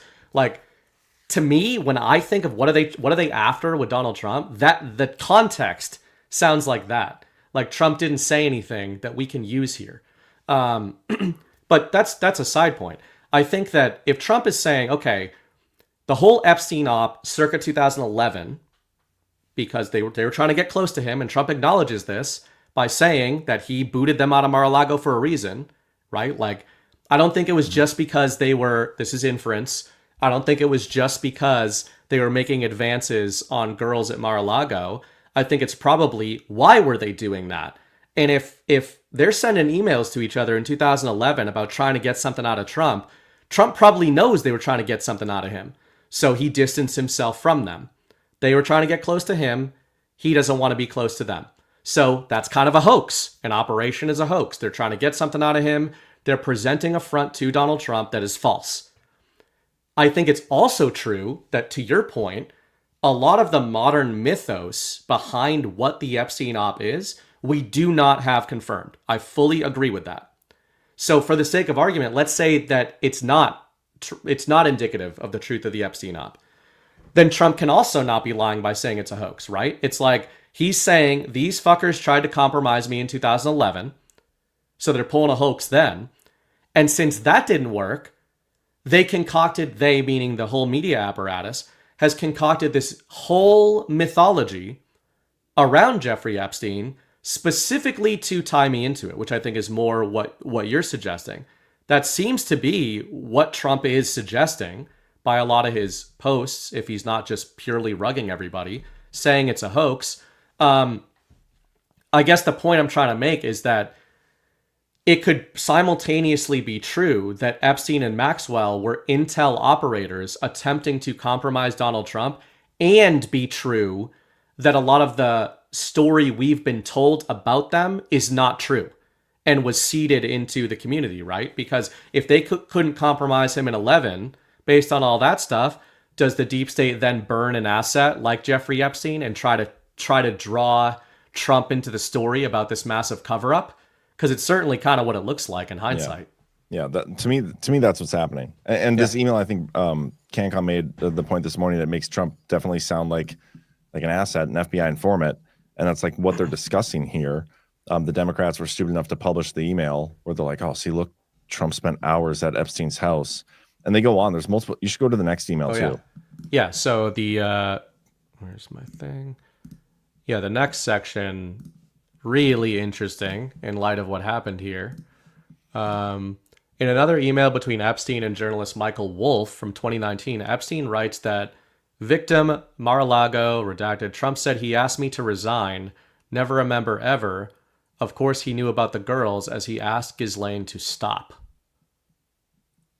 This, of course, supports Trump's assertion that he was pissed that Epstein was recruiting at Mar-a-Lago and asked him through Ghislaine to stop. This is interesting. In a 2015, go ahead. So, I'm assuming the victim here is Virginia. Yeah. And I'm pretty sure when the Republicans oversight released this stuff, I don't think it's redacted. I could be wrong, but I haven't read through them. But it is interesting about the like she was never a member, but she was asked to resign. Like that doesn't sound like a member wouldn't resign. They would just give up their membership. Resigning would imply like there was employment there. Yeah, I don't know how that works. Anyway, go to the next one. The next one is pretty interesting.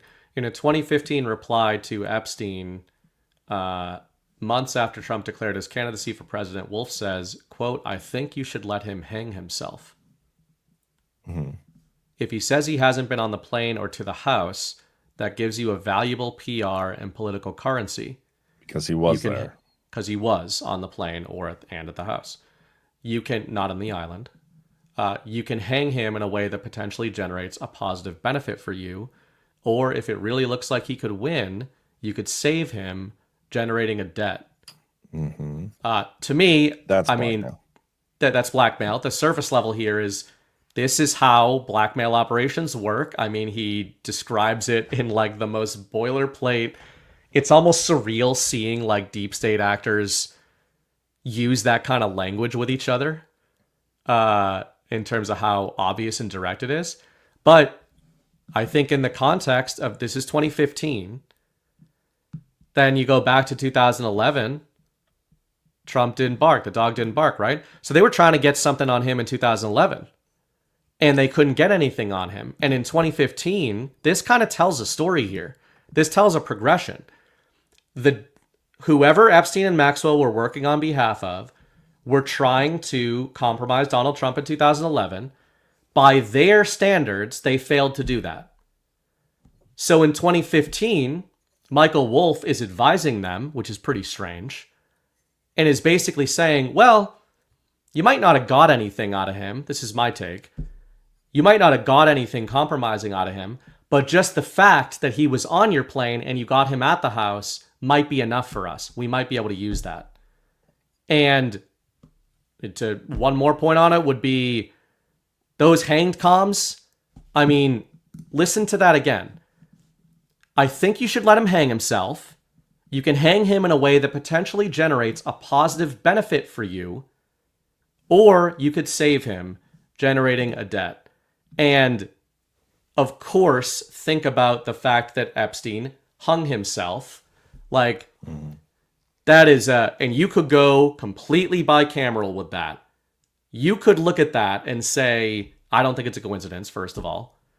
But you could look at that and say, was the Epstein didn't kill himself op theirs, meaning the deep states? I think this is something Chris has talked about before as a possibility. That's what created the mythos, mainstream pop culture mythos behind Epstein that they are now trying to tie Trump to, right? So we know that the deep state and the intel community will burn their own assets. At this time, obviously, Epstein was one of their assets. Did they burn him by having him hang himself in order to tie Trump to the cover-up? Or if Trump was an intel asset, or not intel asset, but if he was an asset, a good asset, is this, like, was the Epstein didn't hang himself op a narrative disarmament by Trump and team to disarm this whole thing? Like, you could go in opposite directions with it. I don't know which way it goes. I also think, and you guys aren't going to like me saying this, so I apologize in advance, but I'm really not sorry about it. It is entirely possible that Epstein actually did hang himself. Like, that's is an option. They burned an asset. By burning an asset, you could kill the asset, or... I'm saying he actually hung himself. Mm-hmm. So, like, that, and then narratively, like, it blowing up the way it did, that only made the Trump side of things look bad. Like, so I understand why, you know, okay, they killed an asset. If all the things we believe about the Epstein files are true, then, oh my gosh. But that's the one part of the equation that nobody wants to, like, ever... In the info war, you're supposed to be able to, like, engage with all these different possibilities and narratives and everything. But for whatever reason, when it comes to this story, nobody ever wants to, like, engage with that. Or, like, well, hey, Epstein updated his will the day before he hung himself, and Epstein tried to kill himself a week before he supposedly killed himself. Like, it is possible, and I'm saying I don't know for sure either way, one or the other, but it is possible he did actually kill himself. So let's engage with all possibilities here. That's fair. It's also possible, and this has happened many times throughout organized crime. It's actually one of the most common ways for patsies to die is for said organized crime outfit to get the patsy to kill themselves under duress. Sure. So that's another possibility, right? Like, just because he did kill, let's say he killed himself. Did he kill himself under duress? Possible. Was he, you know, like, this is, again, if you look through, like, any organized crime type of stuff, you look at people's, it's kind of like you say, oh, he updated his will, that means he killed himself. Yeah, who told, did he come up with the plan to update his will and then kill himself? Did somebody put him up to that? And there are lots of possibilities. The conspiracy ones are the most fun, but I'm just playing devil's advocate here for everybody. Little real dose of realism. It's also possible that none of that happened either, and he just actually killed himself. Like, guy living a life of luxury, lots of money, powerful, well-connected, obviously doing some crimes, underage women, all that stuff, maybe worse, sees himself looking at life in prison. Yeah. That's a reasonable explanation. And so you can be mad at me all you want, guys. I'm just giving an alternative explanation to the one everybody wants to hear.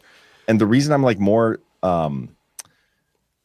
persistent with this specific advocacy, devil's advocacy, is the fact that I think we've been very misled about a lot of the Epstein stuff and the mythos around it. And I think the way the story about his suicide, whether it was murder or not, whatever, burning an asset or not, whatever, the way that has only made the mythos of the Epstein story worse, and the cover up from Trump worse, and all the like all this stuff, the way that's been used against Trump, like it makes it to me like much more even possible that, like, yeah, all this stuff probably just could have been him just actually killing himself, and then they spun the story out of there to make Trump look bad.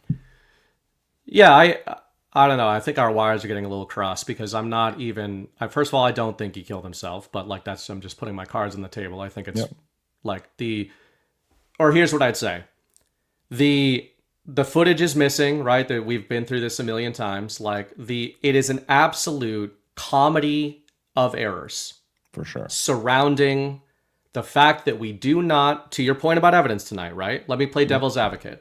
We do not have any evidence that he did kill himself. We have no direct evidence that he killed himself, right? You're right that we do not have evidence that he was killed.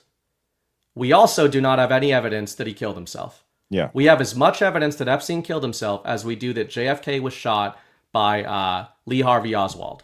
Yeah, I'm not taking a position on. I know. I'm just presenting the other side that nobody likes to talk about. No, but I'm saying that it doesn't matter if you're right about that. That's what I'm saying. The last point you made there, I agree with, which is that ultimately it's still being used as a hoax, whether or not he did. And who benefits the most from the Epstein suicide narrative? That would be the other side. It's not Trump who benefits from the Epstein suicide narrative. Sure, and whether or not he killed himself or was murdered, doesn't matter with how it's played out and being used against Trump.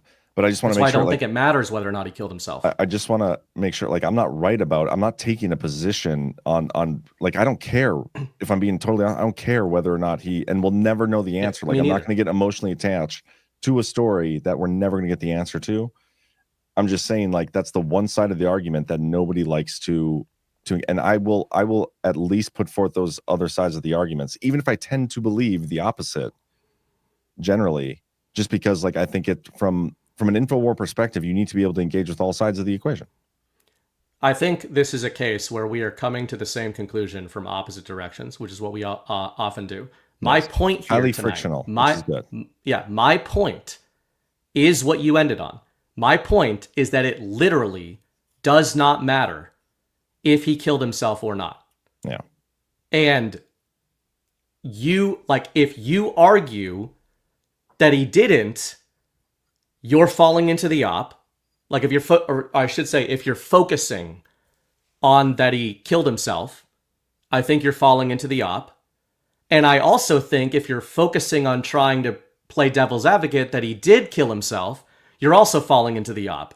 And I think that's what Trump is saying, is that this story, the didn't he kill himself, is the story that has been weaponized. That question is what has been weaponized, right? So I'm not saying it's not like it's reasonable to go back and forth on that. But I think if we go back and forth on that, it is falling into what they want, which is look here, not there, right? Look at the argument, the mass cultural argument of whether or not Epstein killed himself. My point is that what Donald Trump is talking about? Is he saying forget like all the details here? Focusing on whether or not Epstein killed himself is focusing on the story that the mainstream media and the mythos wants you to focus on. They don't want you to focus on what was Epstein actually doing.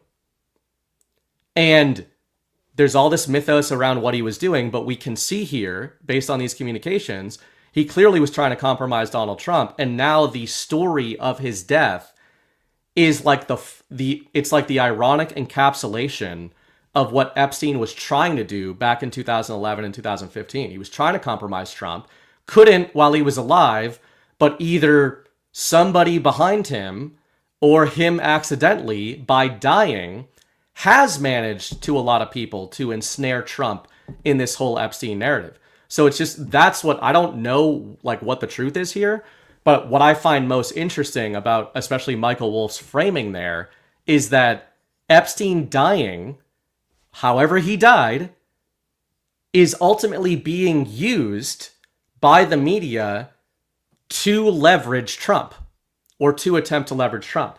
And the implication is that Epstein was trying to leverage him all the way back at that time. So it's at the very least, it's ironic how this all turned out, right? Like the guy who's trying to leverage the guy gets killed, and then the story of him dying is what's then used in an attempt to do the same thing.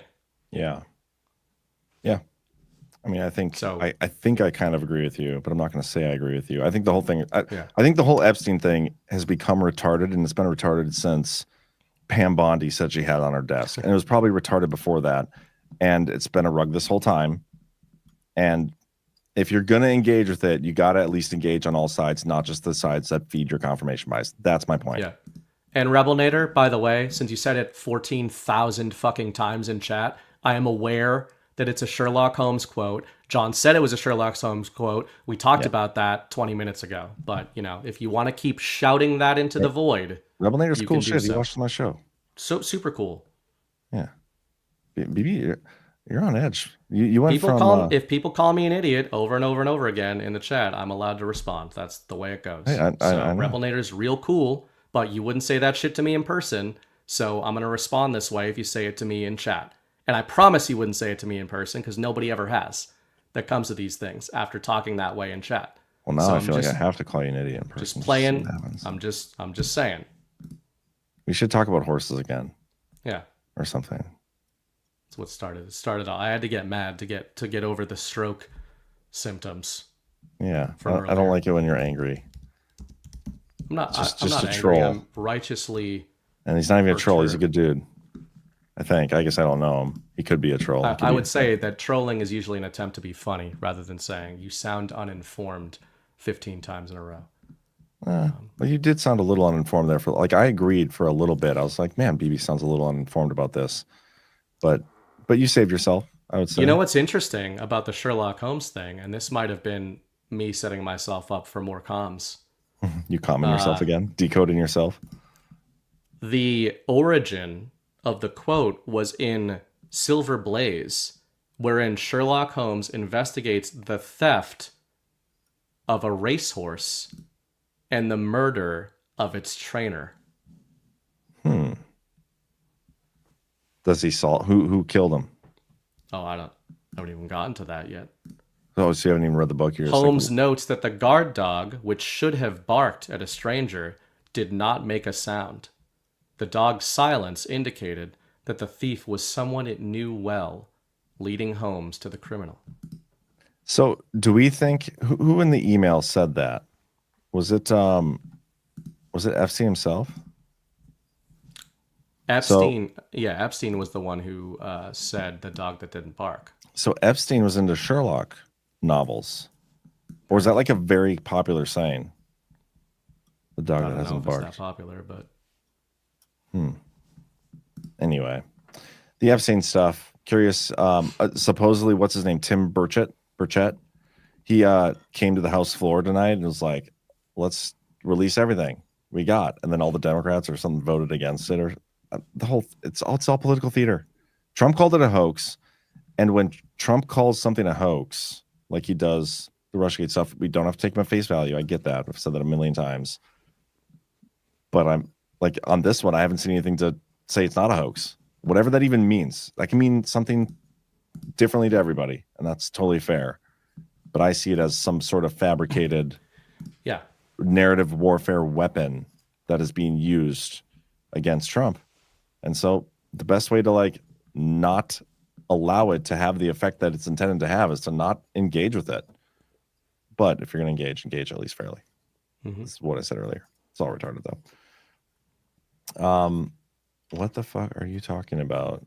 That Sherlock Holmes thing, which again we did mention, that has many interpretations, which is the point. Yeah. Like one of the interpretations there, again, the guard dog knows whoever's there and basically doesn't snitch, right? Like that's the implication of what that means. So that's why I think that's probably why CanCon was talking about Trump as an asset, because another way of looking at that is that Epstein was saying Trump hasn't snitched.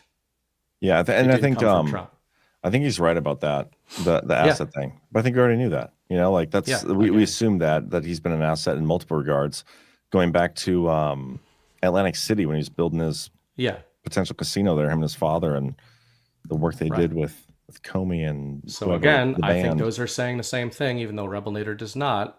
They didn't get what I said. I said earlier, my big claim in the show was that they didn't get out of Trump what they wanted to get out of him.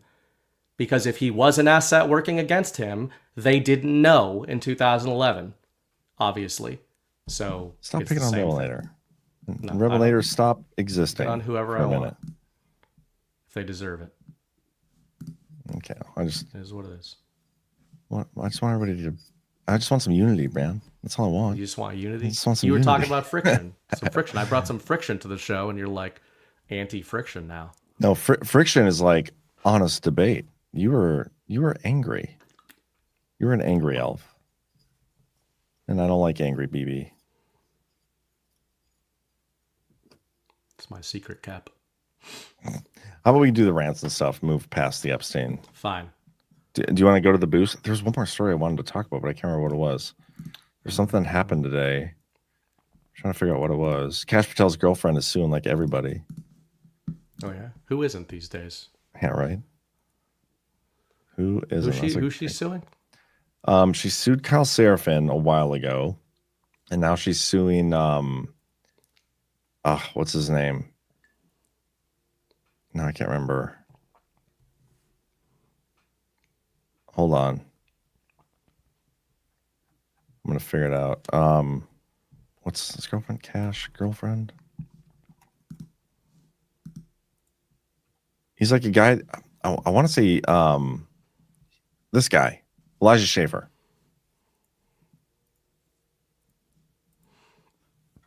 $5 million. Claiming she was a Mossad. I'm curious to see how these like lawsuits actually go. I mean, regardless, it doesn't matter. Like being in the middle of a lawsuit right now, it doesn't even matter how it goes. They're ridiculously expensive and so stupid. And well, we also might have a cheat point. code for this one, because is this going to go to the point where? So right now she's suing Schaffer over claims he made that she was a Mossad agent. Yeah. So the way this is going to go is that in a couple years, her and Schaffer are going to sue Kash Patel together, right? Because after people accuse you of being a Mossad agent publicly and defame you, and you are defended by a bunch of people, you then sue those people Oh yeah. who defended you from the claims of being where a are you Mossad going agent, with right? this? No, I get it. So, I mean, just...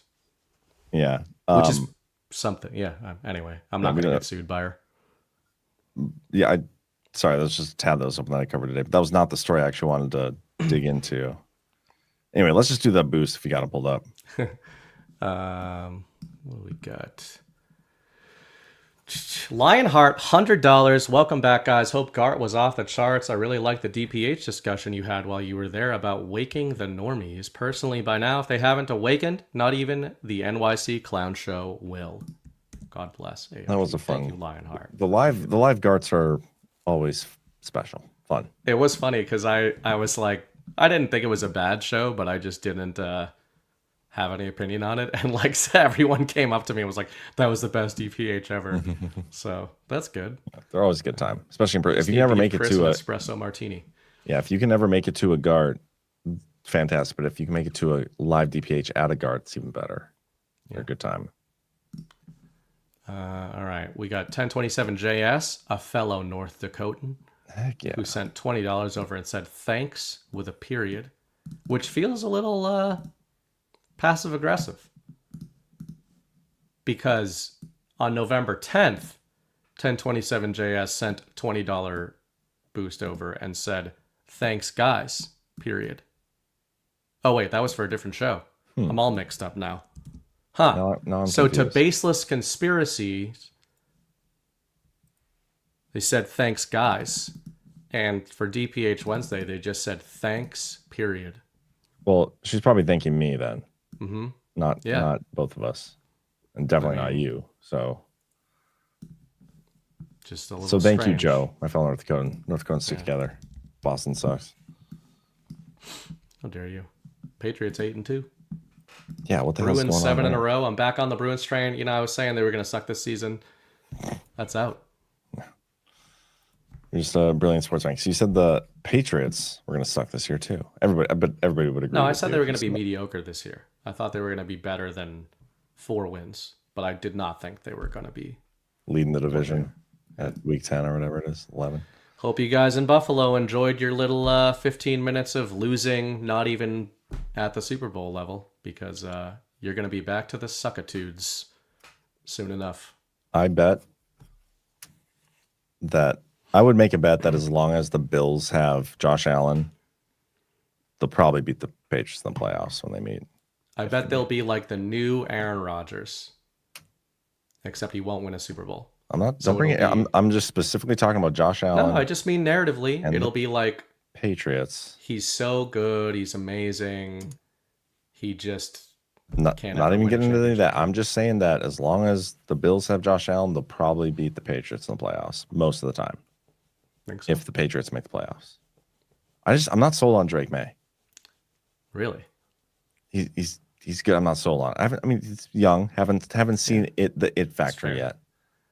See, I like to be able to take credit for jumping on a bandwagon, and you'll never be able to because you're always waiting for the evidence. Mm-hmm. But once you have the evidence, you don't get to take credit for being right about it. You got to be right about it before you have the evidence. But that's not being right about it. That's being lucky. It's not being lucky. It's seeing something before other people see something. But if you haven't seen the evidence about it, nobody's seen it. You need the evidence to believe things. You need the evidence to know if the quarterback's good, yeah. If the quarterback's got the it factor. The it factor is based on evidence? Well, yeah. I wouldn't say so. I'd say you just know it when you see it. And you think Drake May's got it? I do. I think we got Who do you think's better, Jackson Dart? Who do you think's got more it factor, Jackson Dart or Drake May? Drake May. Do you? You think Jackson Dart's really good? I think Jackson Dart's going to be good. Yeah, I think he runs head first into linebackers. Heck yeah, that's what I like in my it factor guys. I think he's going to have a short career. I think he's ballsy. I think he's certainly better than what they've had going on there for a while. But has he won a game? Yeah, he's won a couple. I think. Yeah. Then he's in concussion protocol right now. I think he could be good. Yeah, I mean. And to be fair, I don't like the Giants. But they did beat the Eagles, I'm pretty sure, who suck this year somehow. Like, they don't suck, but they're weirdly not. Who are the Vikings? The Eagles. Well, the Vikings suck too. Yeah. But I would take Drake May or Jackson Dart over JJ McCarthy right now, by the way. Who would you take, though, if you had to take one of them? Jackson Dart. You'd take Jackson Dart over Drake May? I think so. Can he throw like 65 yards on a dime to the sideline? Is he that? I haven't watched much of Jackson Dart. I've just seen his stats. Yeah, I don't know. I guess I haven't watched a lot of it, but I've seen Drake May's at 75%. He's going to set the all-time like accuracy record potentially this season. I've seen a little bit of Drake May, and I've seen the same little bit amount of Jackson Dart, and Drake May just bores the shit out of me. What? He's got the most 20-yard plus passes in the league this season. But he does it in a very boring way. He's also the number 2 scoring player in football this year. Yeah, and everything. I don't know who number 1 is, but it's a boring way to do it. I think it's Jonathan Taylor. So he's the number 1 scoring quarterback. Yeah. Actually, I think Sam Darnold passed him, which is strange. When he had like 400 touchdowns in the first half the other night. Yeah. Hey, anyway, man, I just think I look forward to being able to lord over this little segment over you 10 years from now when Jackson Dart is bagging groceries and Drake May is a solid quarterback. We'll see what happens. If Jackson Dart can not knock himself retarded, the potential's there. And that's what's boring about Drake May is he wouldn't ever knock himself retarded. And sometimes that's like what I want to see. He does, actually. He's stupid, too. He runs into people. So let's not do it in a very exciting way. No, it's not as exciting. I would agree that Jackson Dart is really stupid and exciting. Yeah. Drake May is boring. Good? But probably good at 20-yard passes or whatever. Yeah. Which I suppose if I was running an NFL team, I'd want that. But but I'm long as they're all armchair having fun. quarterbacking and boring. Is this about that I beat you and Chris back to back? Did you beat me? Everybody wrote me I've off. been so distracted. Like I half the time don't even know. I don't even know. I couldn't even name like who's on my team right now. I started 2-5, and now I am 5-5. Good for And you, man. one of those weeks was that bullshit one that Jordan Sather beat me by like 1 point because Jalen Warren withdrew from the game at kickoff. Oh, what a pussy. So anyway, whatever. This is totally irrelevant. It's relevant to me. Chris did the honorable thing though, and I did this last week when John and I were playing each other. I reminded John to switch his lineup, and Chris reminded me to switch my lineup because I had like 5 guys on bye weeks. And that's why you guys beat me? No. I told you to switch your lineup so that I would beat you fair and square. And I did. Okay. Chris told me to switch my lineup so I would beat him fair and square, and I did. Nice. Look at that integrity. Yeah. This is great. I would remind people to switch line, but I'm not even paying attention to my lineup, so why would I remind anybody to switch theirs? And of course, JB is if you needed any more evidence that fantasy football is retarded. JB auto-drafted and is in first place and is taking credit for it. Yeah, the retarded part is him taking credit for it, not that the computer is better at drafting than all of us. Right. Because of course it is. The AI, of course. It's AI going to take all of our jobs. Anyway. Are we done with boosts? Oh, yeah, that's all the boosts. We got rants. Oh, yeah, we do got rants. Oh, oops. I got the rants, though. Oh, my God. Let me pull those up. All right, good night for rants. Thank you, everybody, for... Oh, some of these might be doubled up at the beginning. Alternative 94. Hey, Chris, what's that website you use where you search a person that shows you every company they've been affiliated with? Truth Finder is a good one that I would use. But Chris not on the show. And then he does go on to say, my bad, forgot BB's co-host today and Chris's Sunday. Actually, Chris's Saturday. But if any of you guys know the website, please share it. Yeah. Micro Toolmaker for $55. Where we go when we go all. Good to see you, Micro Toolmaker. Thank you for that. And I believe he gifted some subs earlier. Yeah, so thank you, Micro. It's good meeting you in Cocoa Beach. Secrets. BB mentioned something about his favorite scripture about division. Here's a song he might enjoy. Tyson James, Division. Thank you. Thanks, Secrets. Good to see you, man. Hope to see you at a future GART. Angie K. It will be resented tomorrow. Johnson was pissed and told Thune. You have to hear Johnson press. Yeah, we listened to that presser, and I mean, he sure golly gee seemed perturbed. If he was real pissed, he could have just not brought it to the floor in the House to vote on it. That's what somebody really pissed off would do. Peyton Pooh, I guess that Una Panuna Banca is in order, and vagina soundbite are appropriate.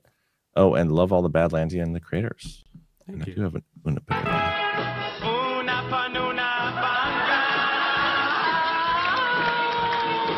Vagina. There you go.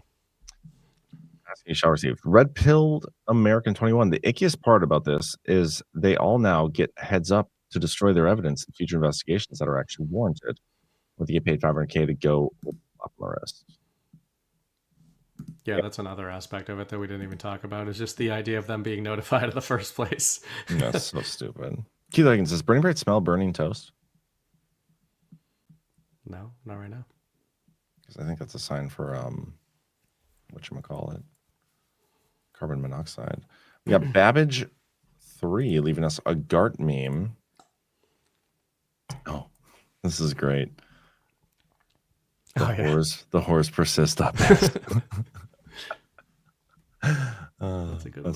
That's funny. Now we can do the horse persist. Right, the horse persists. Yeah. Horses persist. I think we should just make that a thing. The driving horse. I agree. I mean, and just never react to anybody who just skip right by it. If you start to get a weird look and somebody's like, you just go like, yeah, the driving horse behind the investigation. And then refer them to this episode. Right. So go watch it and then they'll get all the context they need. The Alpha Warrior Show says, I can hear you typing in creepy whisper voice. That is creepy. Ziggy Girl, passing the bill, but thank you for the $2, Alpha. Real generous of you. Oh, but I see it does more, so we're good. Ziggy Girl, passing the bill to fund senators could be the means to bring public awareness to Arctic frost by causing controversy. Yeah. Or we could just like prosecute and arrest the people who did the crimes. That would bring awareness to it as well. Oh, that's what they'll be expecting. Yeah. You gotta rug them too. You gotta rug the criminals. Alpha Warrior Show with a couple more rants here. That was a fire decode, BB. R16 decode. I don't know what R16 is. Do I have to decode that? Probably. It was a good decode. Thanks. I left my decoder ring in my car, so otherwise I'd try to help you out here. But thank you. It was pretty funny watching him like maybe they're giving us cops. This is something he said. Nobody said it. Yeah. The Alpha Warrior Show, your Elohitrim ad was a decode. You just don't know it yet. You just confirm future proofs past. Wow. Look at that, guys. Wow, man. You guys We're better on cover this fire tonight. on DEF CON. Right. Next week. Just watch this whole episode in real time and decode it live. Cam Cooksey, just a minute, a long minute, but that was your quote for anybody. What the fuck is a long minute in BB terminology? Is that a Boston thing? Why don't you just go ask Miss Bright? Yeah. That's solid. Do you guys say like strong hour? No. Or anything? So growing up, my dad would always be like, it'll be a strong hour. If I'm like, when are we leaving? Which means like definitely more than an hour, but not enough more where I want to say. Like an hour and a half. Yeah, because that's a whole different thing we're talking about. But a strong hour is like hour and a half. Okay. Yeah. So Well, a strong minute is like a minute and a half. You said a long minute. I did say a long minute, yeah. According to the quote. It was 1 minute and 9 seconds. What are you going to say about how long that is? What, are you just going to tell the truth? I guess I don't know. I forgot the context, so Right. I'd have to see the context. But anyway, but thank you for the rant, Cam. I'll give myself comms again and we'll figure it out. Chickasaw Girl, this is the best DPH. Thanks for the moments of lightheartedness. Thanks. It's a weird DPH for sure. It definitely was. It was a fun one. The Alpha Warrior Show. How do I contact HR from Badlands? He says, I want some penist. Penist? Penest? I'm glad you took that one. Sounded a I little found good. us a great yarmulke sales company. We'll let Interesting. Ghost be the Right. sleep state. May the horse be with you. And then may the horse be with you. Nice. Sometimes they're one and the same. Sometimes. And then 848-18825. Is that like a social security? What is that? I don't know. It's Could not be a anything. phone number. Can't be a phone number. Can't be so. I don't know, but whatever. That Space Horse for $10. So thank you. Cam Cooksey, BB carbon monoxide is like a black man. I don't get it. Well, you know how smoke detectors and the black folk, like they don't hear the beep. Maybe Is you're that a thing? with what? Black people don't hear You- smoke alarms? You haven't heard that? Nope. What? Yeah. Is that what was going around on the internet a while back? Yep. The beeping? It has been going around the I didn't know that was a black thing. Yeah. Allegedly. I don't see race. Yeah. So I'm trying to find a good video of it. I don't know. It's like a meme though, but I don't know. If somebody has a good video to explain what I'm talking about to BB, please send. Maybe we can do this as an outro. I'm not gonna spend the time looking. Another 179 says from firsthand knowledge. Yeah, from firsthand knowledge, approximately 10 to 15 years ago, China did not know how to make high quality stainless steel. That was U.S. technology. Eventually, China got the technology. Probably stole it. yeah. I'm not saying the Americans never knew how to make anything. I'm just saying that. Man, part if of the anybody's function of being us outsourcing. anti-American and criticizing American, it's BB. That's He true. is But basically I saying did recover by saying I want indentured servitude back. Yes, you did recover. Yeah. Did recover. I'll give you that. This next one here from Cam. If you play this as an outro, I'll take full credit. So tired now.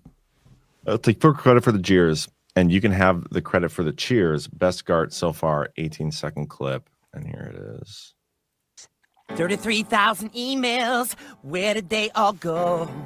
Hillary makes me sick. A time to lock her up for sure. We are all the puppets, and George Soros pulls the strings.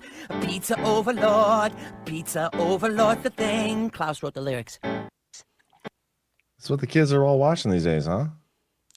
Well, again, to go back to some of your points tonight, isn't it something that mass culture, comedy cartoons are trying to red pill us about this kind of stuff? Or are they? Ocean Redux, big hater. Yeah. And then Smoke Agent got really upset and said, how do I say 1 minute and 9 seconds? You say 69 seconds or 109. This show sucks. Ooh. That's all I hear from that. I don't care if people think the show sucks, but it's funny that they're like watching and commenting on a show they don't like. Very upset. But yeah, I agree. Sometimes the shows suck, man. Come watch my Daily Show. You want to talk about a show that sucks? Come watch my Daily Show sometime. Every day, 1 p.m. Eastern, every weekday. When you guys make an account and go into the chat, it's good for our metrics, by the way. Yeah.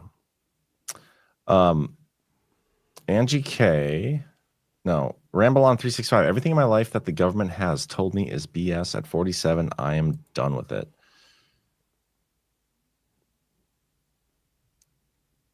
I agree with you. Sorry, I was just looking at this Ocean Redux guy. He's into some weird stuff. Shoot bows. Is this AI? It must be an AI. A bot. What is this guy? Oh, it's an anime guy. Huh. 38 views, pulling 116 views on his latest. Wasn't he? He was saying like, would these two guys go in the battlefield?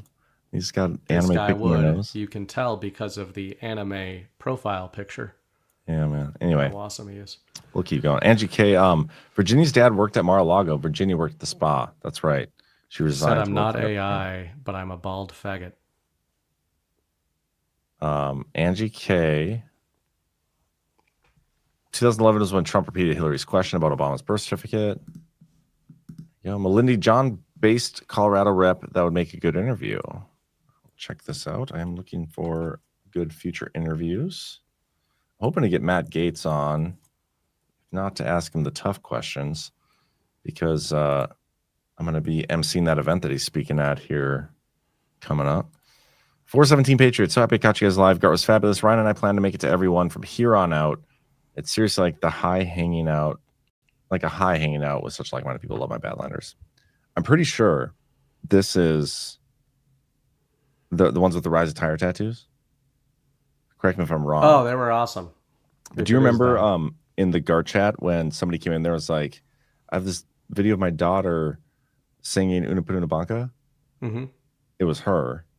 And you she like cried after you berated her. That wasn't her. Yes, Was it it? was. She showed me the video at Gart, and her daughter was like clothed. It just was like the clothing matched the skin. Was she? Yes. Oh, my bad. Well, we hung out a bunch at Gart. Yeah, they're great And that people. never came But I up. just want you to know that you made her cry, and it was Okay, well, because sorry. you got a little aggressive. Okay, in fairness, we're being sued by everybody now. Yeah, and that's true. harassed as part of a coordinated campaign. And part of what these people do is go into our chats just for honest context, and they try to fuck with us constantly. And I thought that's what was going on there. Yeah, we get it. You know, In fairness, everybody else in the chat thought the same thing. Let's not talk about the legal stuff at this moment. Yeah. Thank you. Melindy, suggestion for the next competition: host versus groups for amount of hand counting signups. What? Oh, like election stuff. Oh, okay. I see what you're saying. That's an interesting idea. Keith Higgins, JB is the first to enslave AI to succeed. That's cotton picking irony there. Love it. Rebel Nader, funny, I use your words to fuck with JB every chance I get. And he never gets that mad. Yeah, Rebel Nader's like in my chat trying to fuck with me too. He's always there though. I've seen Rebel Nader a million times. I've talked to John this way. People, I think, just need to sack up and not think that I'm furious when I'm kind of going at him. You also it's not a big deal. Maybe you there's need a lot to of people that have never obviously there's a lot of people who have never really had pushback by people that they know and been able to take that.